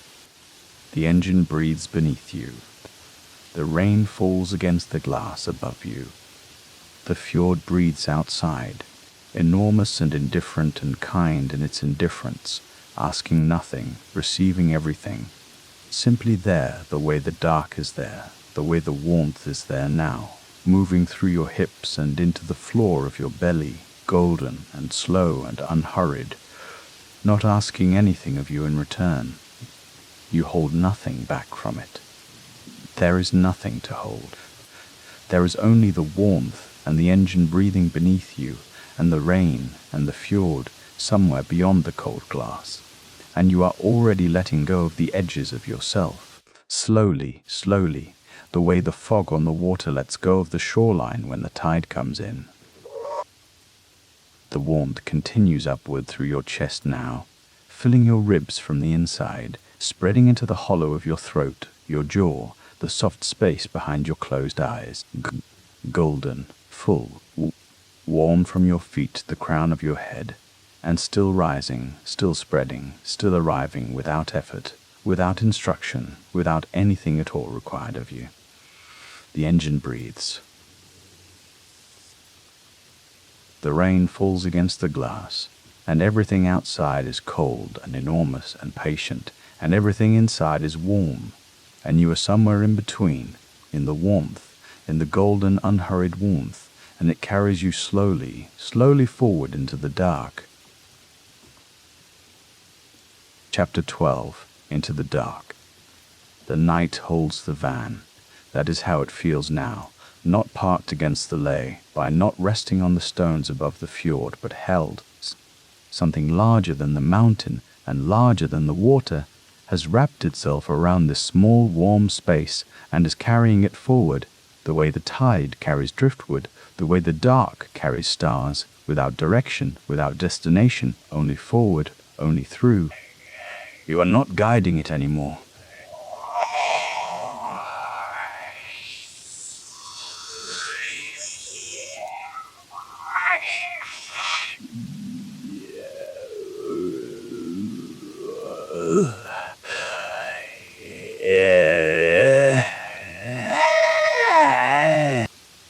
You are not counting it or watching it or doing anything with it at all. It moves in and out in its own time, in its own measure, slow and even and entirely self-sufficient. The way the engine beneath you breathes its low mechanical breath. The way the wave below the stones lifts and falls and lifts again without instruction. Your breath has joined them. Everything breathing together now, slow and patient and without effort. The rain is still there. You notice it, very quietly, very far away. The soft, continuous sound against the roof above you, against the glass at your side, patient and complete, covering everything outside with its fine grey attention. It is the same rain. It has not changed. It will be there after you have slipped below the surface of knowing, still falling, still patient, still covering the fjord and the stones and the road and the mountains with its quiet insistence that everything be wet and dark and still. The idol is still there, low beneath you. The slow pulse of the engine, so familiar now that it is almost indistinguishable from your own pulse, from the warmth that has spread through your chest and into your shoulders and down your arms to the tips of your fingers, golden still, slow still, warm and full and asking nothing. The wave is still there, below the stones, lifting, falling, fall. The cold water finding the shore and leaving it, finding it again, the fjord breathing its enormous breath, the same breath, always, always the same breath, all of them steady, all of them patient, none of them asking anything. You are warm. The warmth is complete now, from your feet to the crown of your head, the way a room fills with late afternoon light, slowly, completely, until there is no shadow left anywhere and everything is simply lit, simply still, simply at rest. The dark outside is very large. It holds the fjord holds the stones hold the rain. The rain holds the night, and the night holds the van, and the van holds you. And you are warm, and you are still, and the breath moves in and out, very slowly in. You are already somewhere quietly inside the dark.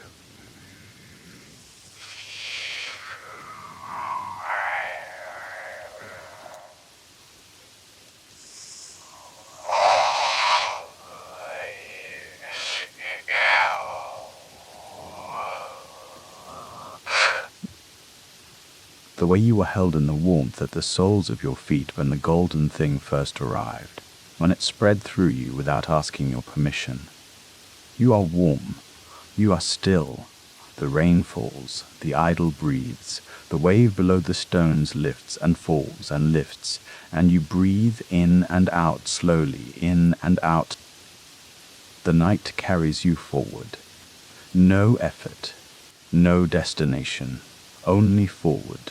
Only through, in and out, and in. The rain continues. You don't need to go anywhere. Somewhere in the breathing, in the space between the wave lifting and the wave falling, you feel yourself drifting, not away from anything, just up, gently. The way sleep moves through you when you stop asking it to. The water finds the roof. You feel it above you now, closer than before, the softest sound, running in thin lines across something flat and dark and near. The whole van has grown quieter, smaller, warmer.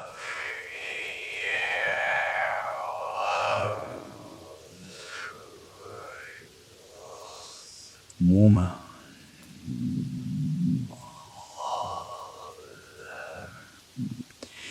Me e-coucher the ceiling just an arm's reach away. One din the ceiling just an arm's reach away. The ceiling just an arm's reach. One din wine you open. The rain tracing long, slow fingers across the panel above your face. Light from nowhere and everywhere at once. The Fjord Road climbing through the dark on both sides of the glass. You are in the bunk. You have always been here. The rain continues. Chapter 1. The Ladder Up. You reach for the first rung of the wooden ladder, and the wood is smooth and worn, cool against the flat of your palm, solid in the way that only old, often used things are solid. Used thing. The van smells of damp pine and something faintly mineral, like wet stone carried in on boots. And beneath that, a deeper warmth rising from the sleeping bag, already unrolled and waiting on the platform above you. You set your foot on the lowest rung, feel the slight flex of the wood, and begin to climb. You ease yourself up onto the mattress on your hands and knees, the foam giving softly beneath you, the sleeping bag rustling against your shins with a sound like dry leaves settling after wind has passed. The ceiling here is low and close, a pale curve of wood just above your head, and you can feel the nearness of it without touching it, the way a space that fits you exactly holds something like a quiet. You ease yourself down onto your back, and the mattress receives you slowly, your weight spreading and settling into the foam. The sleeping bag is cool where it first contacts your arms, and then it is warm, catching the heat of your body and returning it, and you draw it higher, up to your chin, feeling the soft flannel lining press against the side of your neck. Not the drumming of a storm. Something slower, more deliberate, water pressing against the glass in long overlapping sheets that catch the faintest light filtering in from the fjord below. You watch the water move across the glass, and there is something in the motion that is almost like breathing, slow and continuous, one sheet of water dissolving into the next before it reaches the edge. The rain has its own sound from up here, a hiss lower and steadier than you expected, softened by the glass, softened by the sealed warmth of the sleeping space, filtered down to something you can let wash over you without reaching for it. Below you, barely audible through the platform boards, the van's engine turns at idle, a low vibration that rises up through the foam and into your back, your hips, the backs of your thighs. It is not an intrusive thing, more like the felt presence of warmth in a room. You notice it, and then it recedes into everything else. The rain above, the heat of the sleeping bag, the slight roughness of the mattress cover against the backs of your hands where they rest at your sides. You shift slightly, adjusting your shoulders, feeling the sleeping bag settle around you again. The skylight trembles with a gust of wind. You hear it in the glass a half moment before the rain's pattern bends sideways, the sheets tilting and then falling straight again, slow and steady. Outside, the night presses close against the van. The fjord is somewhere to your left, dark water against darker rock, and you cannot see it from here, cannot quite hear it above the rain and the engine's hum, but you feel the nearness of it, the way cold open water changes the quality of the air even when you are sealed away from it, even when you are warm, even when you are this still. Your hands are warm now. Your feet, tucked into the deep end of the sleeping bag, are warm. The low ceiling holds the heat of the small space down around you, and the rain keeps going, keeps pressing against the glass above your face, and you let your eyes soften and close, and the rain keeps going. Chapter 2. Leaving the fjord. The van moves so gently that for a moment you are not certain it has moved at all. Only a slight shift in the low sound of the engine, a change in the vibration that rises through the mattress into your back, a sensation of the whole bunk tilting the smallest possible degree to one side, and then recovering. And then you feel the curve of the road beneath you, that slow and even leaning and returning, and you know the van has found its way forward. Through the skylight above your face, the shapes you have been watching begin to change.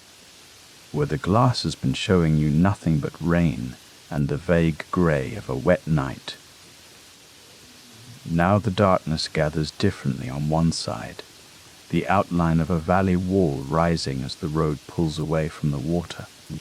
You can see it only in silhouette, the massed dark of pine trees, a ragged upper edge against the low cloud, and above that nothing at all, just cloud and rain dissolving together into a grey that has no ceiling.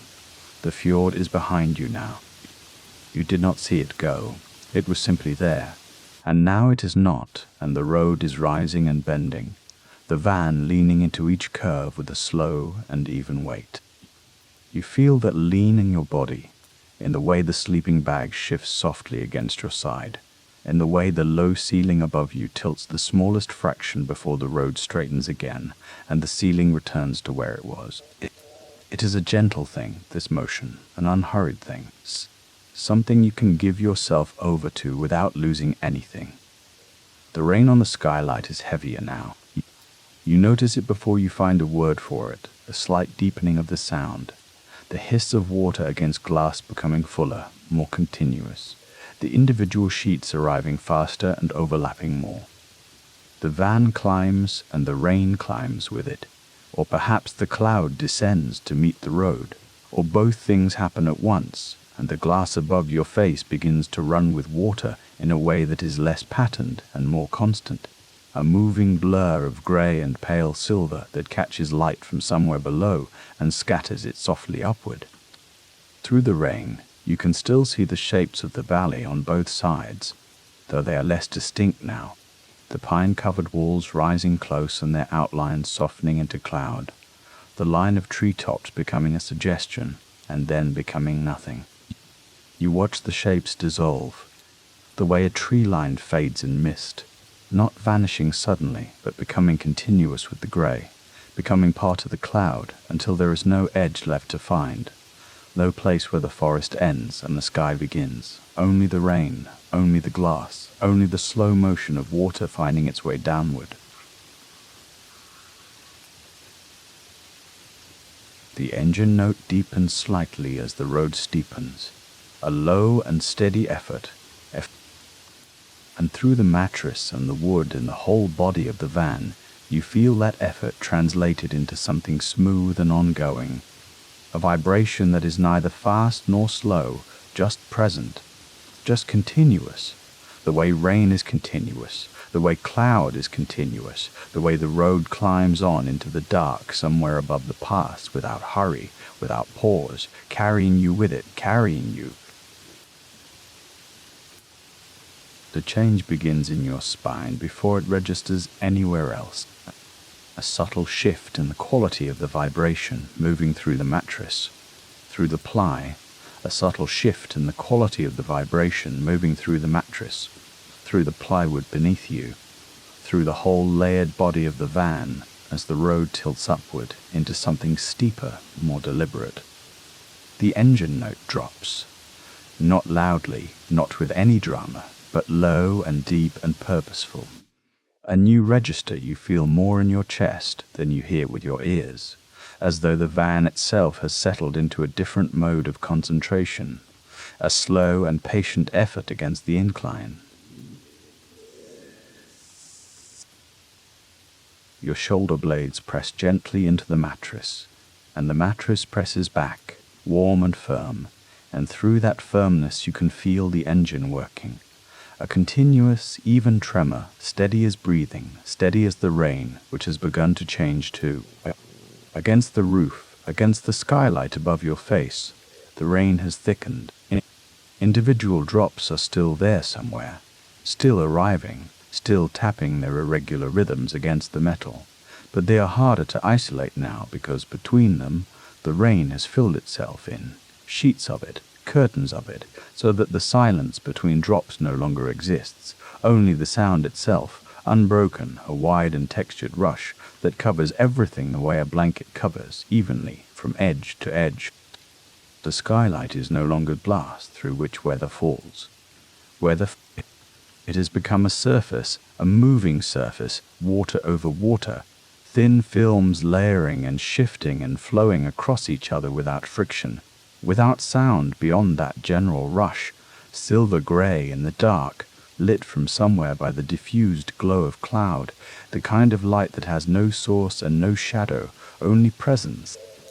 The van leans, just slightly and slowly, the road curving in a long hairpin that you sense through the bunk wall before you see it, the wall pressing softly against your shoulder, a warm and steady pressure, and you let your shoulder lean into it rather than bracing, the whole weight of your upper arm settling into the wood, the whole curve of the turn held in that gentle contact.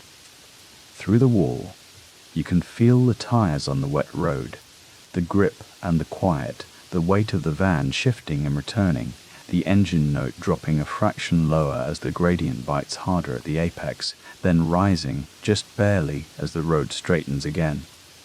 The rain intensifies, as if the pass above you is wringing out the cloud, squeezing it against the mountain until nothing can be withheld. The sound on the roof becomes something total, not louder, exactly, but fuller, more complete, the way a chord becomes a chord only when all its notes are sounding at once. You stop trying to hear individual drops. There are no individual drops anymore. There is only rain, the word become a thing, become a sound, become the whole auditory world of this bunk, this van, this mountain road climbing through the dark. Beneath you, the engine holds its note, low, steady, patient, a frequency you feel in your lower back, in the spaces between your vertebrae. A vibration so continuous it begins to feel like stillness, the way a river sounds like silence once you have listened long enough, the way the rain sounds like quiet once it has filled in all the gaps. The van climbs, the road climbs. You are carried, softly, continuously, through water and dark and the low, warm hum of effort that asks nothing of you, that carries everything you are without difficulty, steadily up the mountain into the cloud. Chapter 4. Water, only water. You have stopped looking at anything in particular. Your eyes are open or nearly open, or somewhere between. The distinction has become unimportant. And above you, the skylight is no longer a window in the usual sense, not a frame through which you see the outside world, but a surface you watch the way, you watch water in a shallow bowl disturbed by a single drop.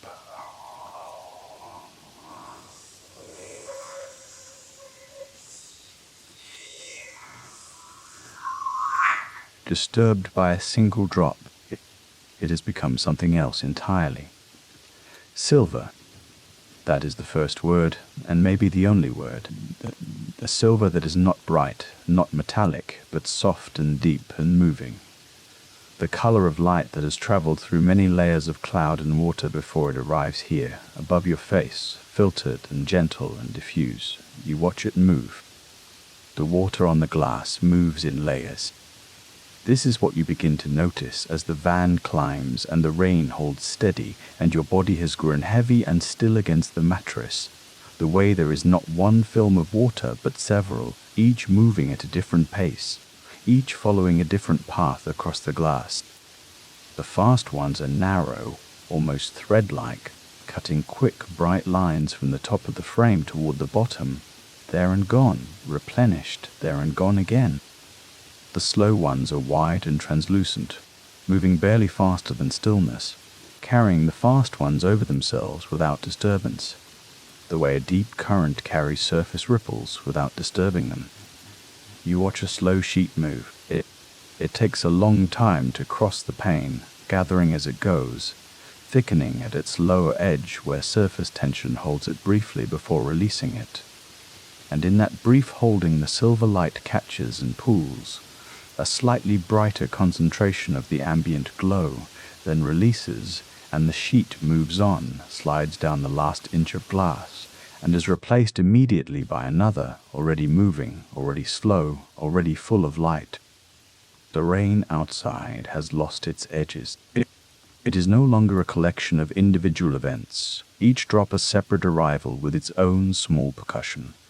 It has become a sustained tone, a texture more than a sound more than a noise, present in the background of everything the way the engine is present, the way the darkness outside is present, a continuous and faithful ambient, the kind of sound that does not call for your attention, but simply occupies the air around your attention, filling the spaces that would otherwise be empty, making a room of the bunk, making a room of the bunk, making a room of the bunk. You follow a rivulet as it cuts fast and bright across the slow wide sheet beneath it, crossing diagonally, carving its own bright line through the silver without disturbing the silver. The two currents existing in the same inch of glass, each in its own layer, independent and simultaneous. Something about this asks nothing of you. No interpretation, no meaning, no arrival at any conclusion. Only motion and gradient, only the fact of water moving over water in the dark above your face, while the van climbs slowly through the cloud. Your weight has deepened into the mattress without your deciding. The skylight continues its slow silver performance above you, layers moving through layers, rivulets crossing sheets, light gathering and releasing and gathering again, and you watch it the way you watch something in a dream, without intention, without effort, without knowing how long you have been watching, or whether watching is still quite the right word for what your eyes are doing. Water, only water, moving over glass in the dark, moving and moving. Patient and silver and slow. Chapter 5. The cloud takes the view. The van climbs. That is the one thing you can still be certain of. The long, slow curving of the road beneath you, the engine holding steady against the gradient, the slight rocking forward and back each time the wheels find a new switchback and settle again into the rise. And sometime during the watching, during the long, unhurried attention you have been giving to the rain on the skylight glass, the world outside the van begins to change. Not suddenly. The change has no beginning you can locate, no threshold you could point to and say, here, this is where it happened. The dark sky above the glass, that deep blue-black through which rain had been moving in slow, illuminated sheets, begins very gradually to lose its darkness. Color drains from it the way color drains from a room when a candle is carried slowly away down a long hall. What replaces the dark is not light exactly. It is the absence of dark, a grey-white, sourceless, spreading from all sides at once until the glass above you shows only this, a pale, even luminescence with no origin and no edge, the inside of a lantern made of cloud, the feeling of something wrapped very close around the glass from the outside. The rain is still there. You can feel it in the metal above you, the same patient percussion on the curved roof that has been with you for miles, but you can no longer see it. The individual drops have dissolved into the grey-white, or the grey-white has dissolved into them, and what remains in the skylight is one continuous, seamless, pale presence pressing against all the glass at once. The mountain is gone. The dark fjord far below the road is gone. The sky itself has been replaced by this, soft, sourceless, grey-white, edgeless and still, wrapping around the outside of the van, the way fog wraps a stone wall, not obscuring it exactly, but claiming it. The sound changes too, slowly. The sound changes too, slowly. The higher frequencies go first, the sharp tick of individual drops landing at speed, the occasional louder crack of a heavier one near the edge of the frame. These soften and round by degrees, as though the cloud is packing itself in dense invisible layers against the outer surface of the van, padding each surface, absorbing the edges of sound before they can travel through the metal to reach you. What remains is lower. continuous. A low, steady sound like breathing heard from a great distance, like the sea on the far side of a long hill, present everywhere at once, neither loud nor soft, simply there, filling the space between the vehicle and the weather with a murmur that has no urgency and no end. You're inside two things now, one nested inside the other. The van, the close ceiling above you, the faint amber warmth of the bunk light, the residual smell of rain-damp wool and warm metal, and something faintly woody from the past. And then, outside the van, the cloud, grey-white, pressing softly against every surface, wrapping the vehicle the way a hand wraps around a warm cup, not gripping, only resting, only present. You feel the double containment of it, nested layers of warmth and quiet, each one holding the next. The road continues to climb. The engine holds its low, even note. Through the skylight, the pale luminescence does not shift or flicker. It simply remains steady and sourceless, the way the light in a room remains when no one is moving and nothing is changing. Your eyes rest in the direction of the glass without asking anything of it, the way water rests in a bowl, not because it is doing anything at all, but because resting is simply what this moment looks like. The cloud wraps the van, all of it moving together quietly up through the soft, pale, muffled heart of the pass. Chapter 6. The Bunk Holds You.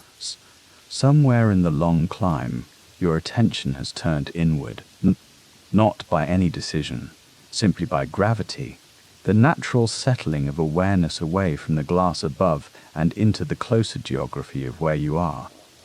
The bunk. The ceiling hands reach above your face, close and constant, neither pressing nor receding. The sides of the platform near on either side, your elbows aware of them without quite touching them. The sleeping bag drawn up around you, warm from the long time your body has been lying in it, warm from the slow, continuous heat of you resting inside it, the fabric holding that warmth in close the way cupped hands hold water. You notice the bunk has become a different kind of space, lower. The ceiling so near above you that it defines the space the way a lid defines a box, not confining, but completing. The sides of the platform near on each side, the whole small geography of the overhead bunk as compact and exact as a place built for the purpose of lying still.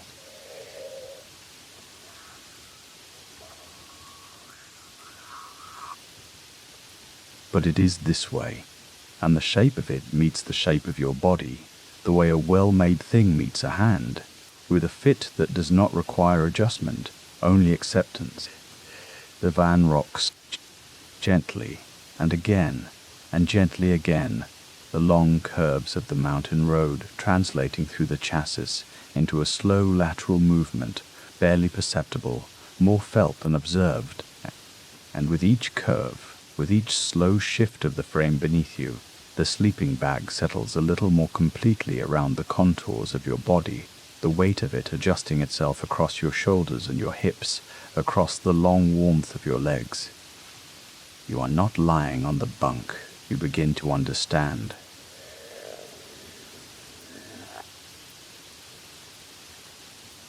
The size of something held in a pair of cupped hands, resting there, not pressing, only present.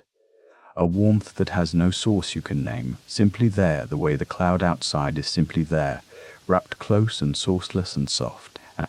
And with each breath that moves through you, slowly in and slowly out, that warmth spreads a little, not quickly. The way warmth moves through a stone that has been left long in the sun. Not a flash of heat, but a slow deepening, a suffusing, moving outward from that small central point in your chest toward the edges of you, slowly outward, finding each part of you in turn. You breathe in slowly, and the warmth moves down into the soft weight of your belly, into the slow warm depth of your hips where they rest against the platform, and up very slowly into the long muscles of your shoulders, which are looser now than you had known them to be. softening as the warmth reaches them, releasing the last held tension the way a hand opens when sleep arrives. Slowly, the bunk holds you. The sleeping bag holds you. The warmth moves through you from the inside, spreading without hurry, filling each part of you it reaches the way. Water fills a vessel. Quietly, completely, without effort. Out, slowly out. The warmth continues.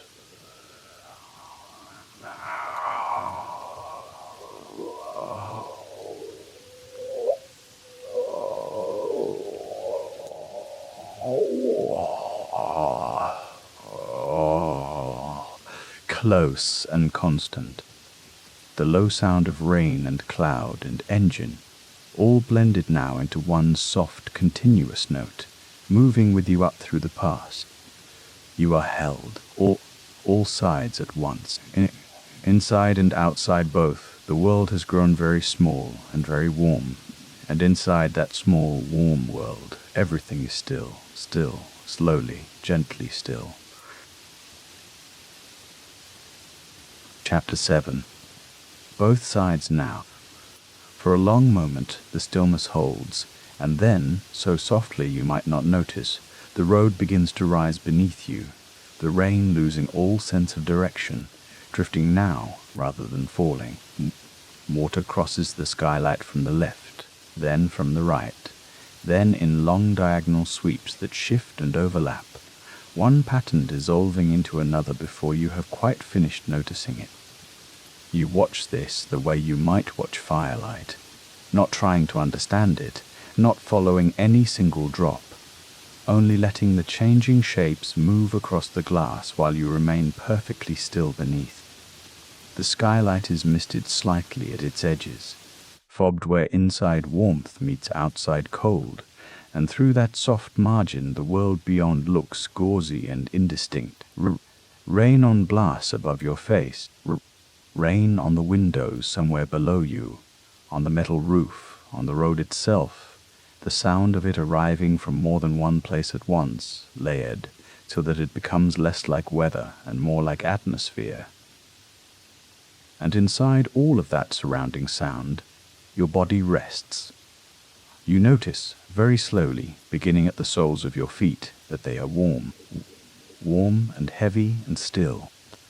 The sleeping bag has held their heat all this time, through the long lower valley, through the first gentle switchbacks, through every quiet mile of climbing, and they have simply rested there, two warm weights at the far end of you, heavy in the best way, the way things feel when they have given up all intention of moving.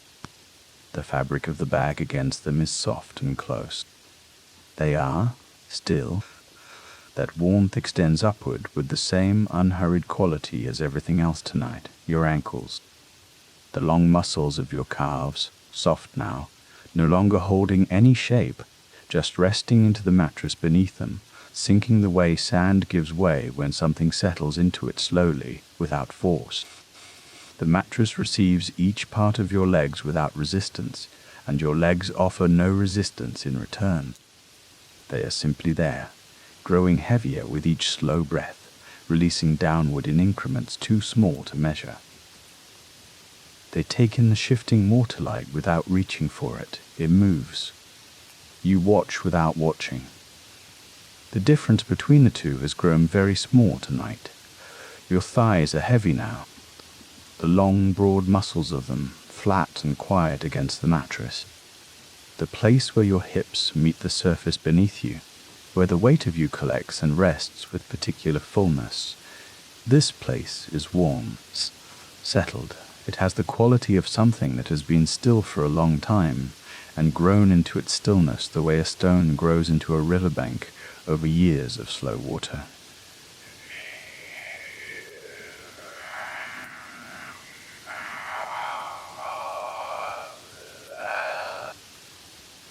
From one side, then the other, then from what seems like all directions at once, and none of it requires anything from you. You are held above the road in a small, warm space, lying flat and still, while below you, below everything, your body continues its slow releasing. heavy feet, soft calves, quiet thighs. The whole long weight of your legs absorbed by the mattress, no longer yours to manage, only yours to rest inside of. The glass fogs a little more at its edges. The world beyond grows softer. Your feet are very far away now. 2 warm, still points, and between them and the soft place behind your eyes, everything is loose and warm and very, very quiet. The rain moves across the glass in its slow, shifting patterns, and you watch without watching, and the patterns continue without you, and you rest. Chapter 8. The engine's low voice. The engine has found its deepest register now. Not louder, if anything, quieter, but lower, settled into a frequency that travels differently than the higher notes of the climb. This sound does not arrive through the air the way rain does. It comes through the floor beneath the mattress, through the thin wall beside your shoulder, through the frame of the bunk itself, so that it is less something you hear, and more something you are already inside. A continuous, even note, sustained without effort, without variation, the way a cello holds a low tone long past the point where you expect it to end. You breathe in slowly and feel it, or feel something like it, a faint resonance that moves with the air entering your chest, reaching into the warm interior of your rib cage, settling there without announcing itself.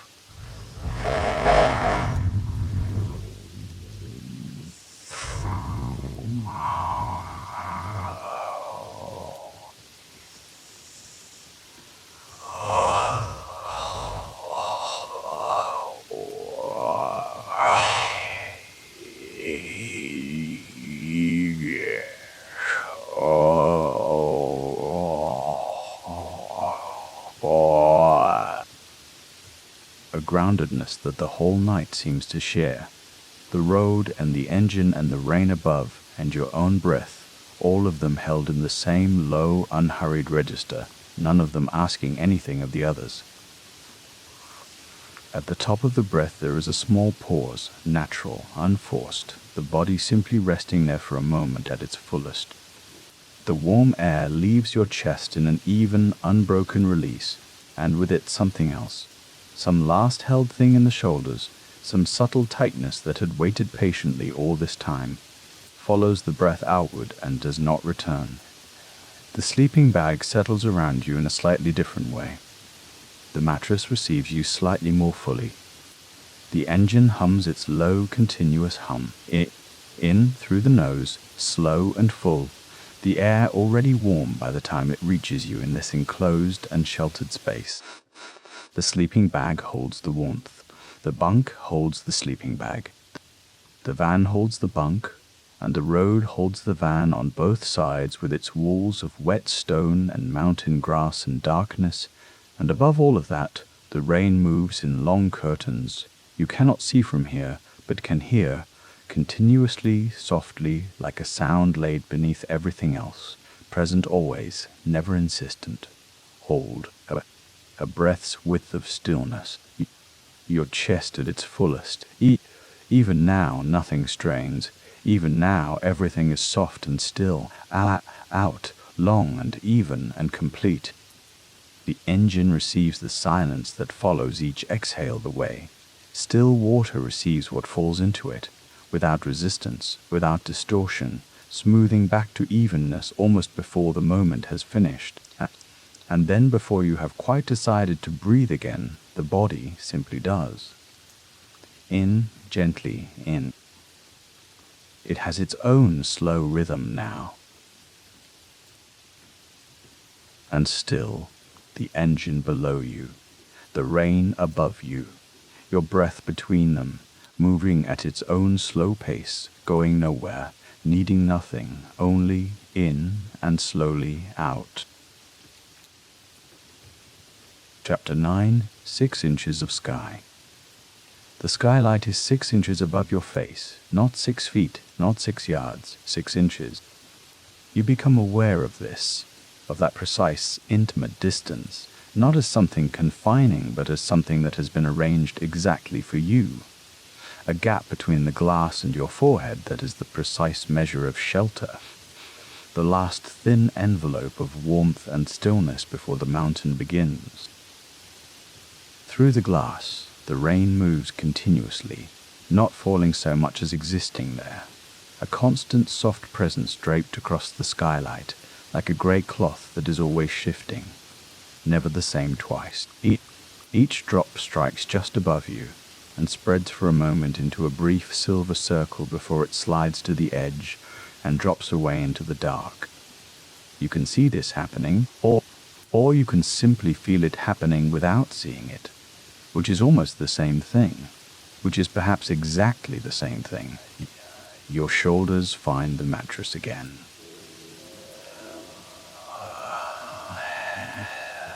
Not a deliberate action, more a small giving way, a slow loosening of something that had been held, not tightly, but held nonetheless. You feel the mattress take your weight with no particular effort, simply receiving whatever you offer. Your shoulder blades press gently into the surface beneath you, and that pressure is a kind of conversation, the mattress saying, "Here I have you, rest." Your jaw unclenches. This too is not decided. It simply happens, the way ice thins when the temperature shifts. You notice it after the fact, a softness where there was slight tension, a fraction more space between your teeth, your lips barely parted, your breath moving through more easily now. The bunk is narrow. But narrow, you find, does not mean small in the way that matters. The walls on either side are close, and this closeness is not a lack.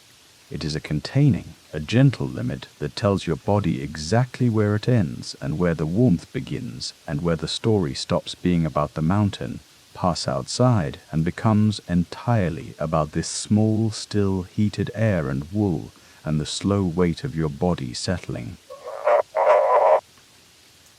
6 inches of blast. That is all that stands between you and the rain that comes down on the mountain without ceasing, without hurry, without any awareness of you at all. And yet that 6 inches is sufficient, more than sufficient. It is vast in the way that a closed door is vast when you are on the right side of it. Your calves, your thighs, your lower back.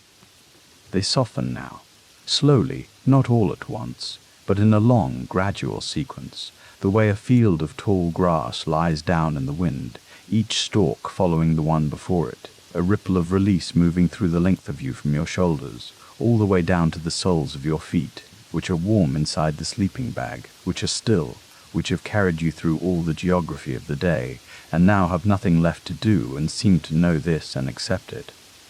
The rainwater on the skylight catches what little light there is and holds it briefly, silver-grey, shifting. You look at it without focusing, or perhaps you have stopped looking entirely, and what remains is only the soft awareness of it. That wet, moving surface 6 inches above your face and the warmth below you, and the weight of your own body going slowly, softly. The summit, somewhere beneath you, the engine changes, not loudly, not dramatically, only by the smallest fractional degree, a barely perceptible lessening of effort in the sound beneath you as the roadly you notice this before you understand it. The body receives it first. The summit has passed beneath the wheels without ceremony, without announcement, without slowing. It simply happened while you were here in the warmth, listening to the rain, and now the mountain is behind you, and the descent ahead is long and gradual, and the engine will work less and less. The rain does not know about summits.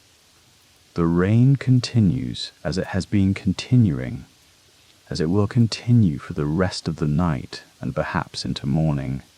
The same soft, ceaseless falling on both sides of the pass, indifferent to elevation, indifferent to direction, indifferent to the small, warm vehicle making its way along the road it falls upon.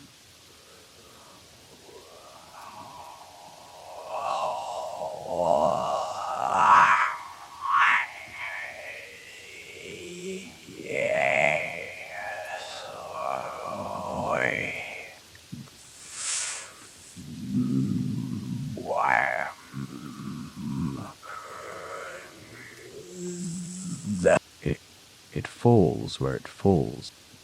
You are passing through it, briefly and warmly, and this is enough. And now a warmth begins, not from outside, from somewhere behind your eyes, or perhaps behind your chest. You cannot locate its source exactly, which does not matter, which is perhaps the point. It is a slow golden warmth, the color of late light through amber glass, and it moves without hurry. Through your shoulders first, down the outside of your arms, to your elbows, to your forearms, to your wrists, to the soft insides of your palms. Your fingers receive it last, each one filling from the base to the tip, with something that is not quite heat and not quite light, but is closest to the feeling of being held, gently, without pressure, without expectation. From your chest now, moving down through the center of you, not a rush, not a flood, only a slow, seeping warmth, the way warmth moves through thick cloth left near a fire. Gradually, completely, until there is no longer any distinction between the cloth and the warmth, between the warmth and the weight, between the weight and the stillness. Your torso softens. The boundary between where you end and where the sleeping bag begins becomes unclear, becomes irrelevant, becomes a question that no longer needs an answer. You are warm. The sleeping bag is warm.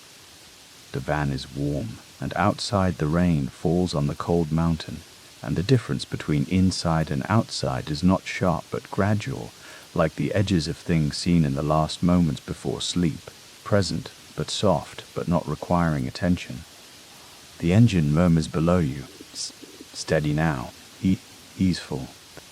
The descent is gentle and long, and the rain continues, and continues, and the warmth moves through you, still all the way through, slowly, reaching the last quiet places, softening, settling, stilling.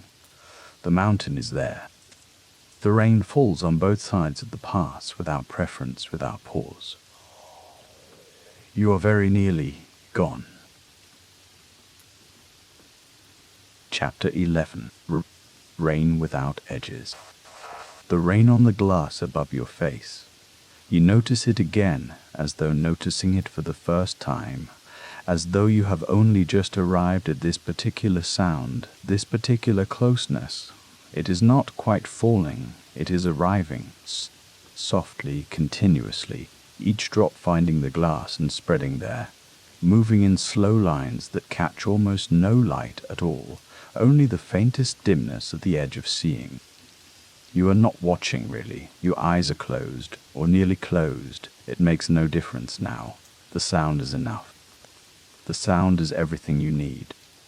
The engine below you has settled into something lower, something longer, a steadier note than before, and you understand distantly, as a fact that requires nothing from you, that the road has begun its descent somewhere out there in the cloud, somewhere beyond the glass, beyond the rain that moves against it. You do not need to picture the road. You do not need to follow the descent with any part of your attention. The descent is happening without you. The road is being traveled. You are only here, where the sleeping bag presses soft against your chin. You notice that the slight, warm pressure of it, the fabric against your skin, neither heavy nor light, just present. The way something is present when it has always been there, when you have simply forgotten to notice it. The texture of it is close and warm, slightly dense, holding the heat of you gently against you. Below, the warmth from the engine moves up through the floor, through the mattress, into the long quietness of your body. You are not thinking about it. It is simply there, a warmth at your back and your legs and the undersides of things, the places where your body rests against the bunk. A breath in now, slow as the water moving on the glass, slow as the way a drop finds the path of least resistance and follows it, unhurried, going wherever the surface takes it, in, and in, until there is nowhere left to go, until the breath is full and full and full, and then out, slower still, longer, the breath leaving you the way the cloud moves over the pass, not rushing, not with any urgency, simply moving from one place toward another with no preference for speed. Out and out and out and out. Your hands are soft. You notice that without deciding to notice it. Your hands are soft at your sides, your fingers loosely still, not holding anything, not reaching for anything. There is nothing to hold. There is nothing to reach for.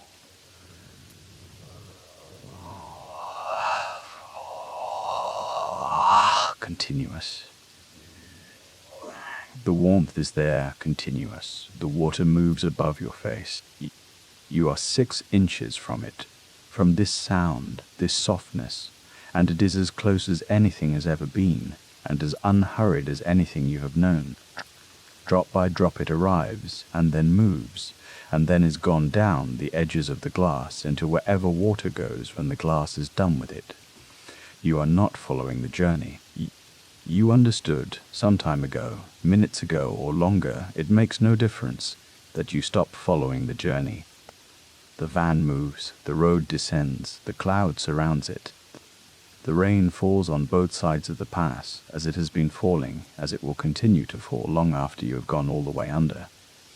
The breath moves in, slowly, filling the quiet of your chest, and out, slowly, taking something with it, some last lightness, some last small awareness, and leaving you less here, less of anything in particular. The rain has no edges.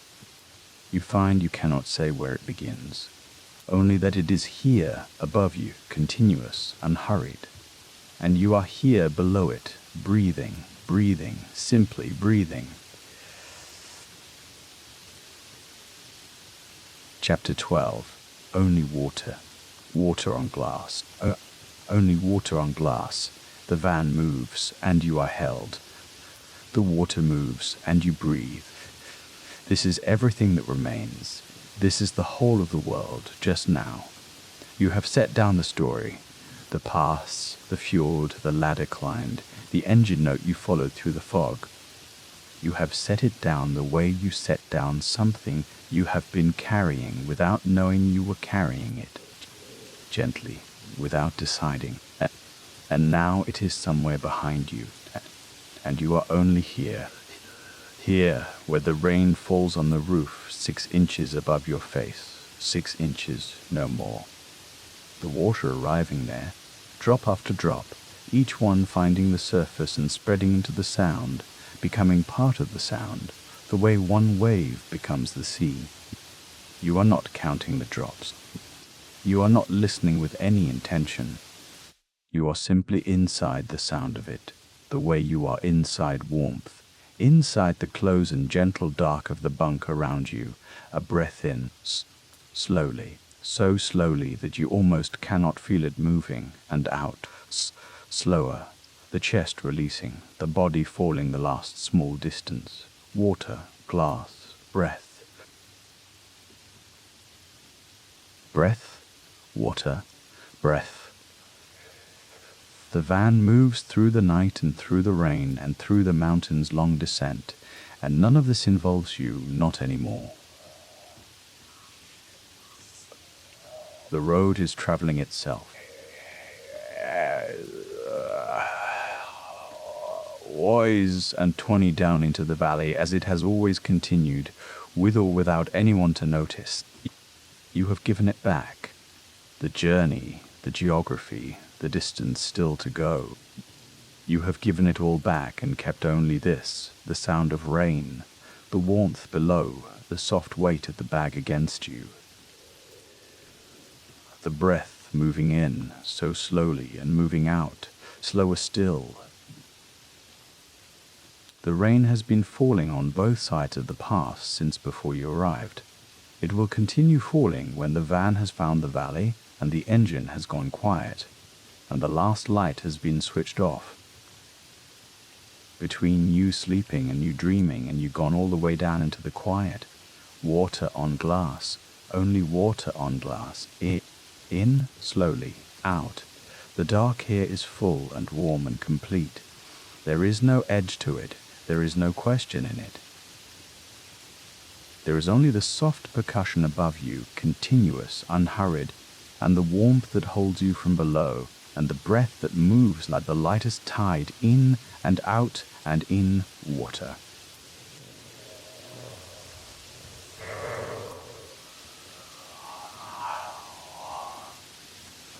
Breath.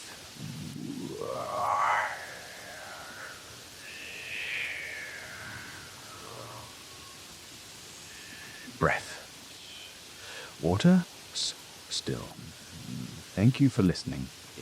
If you enjoyed tonight's stories, let me know in the comments which one was your favorite. Sweet dreams.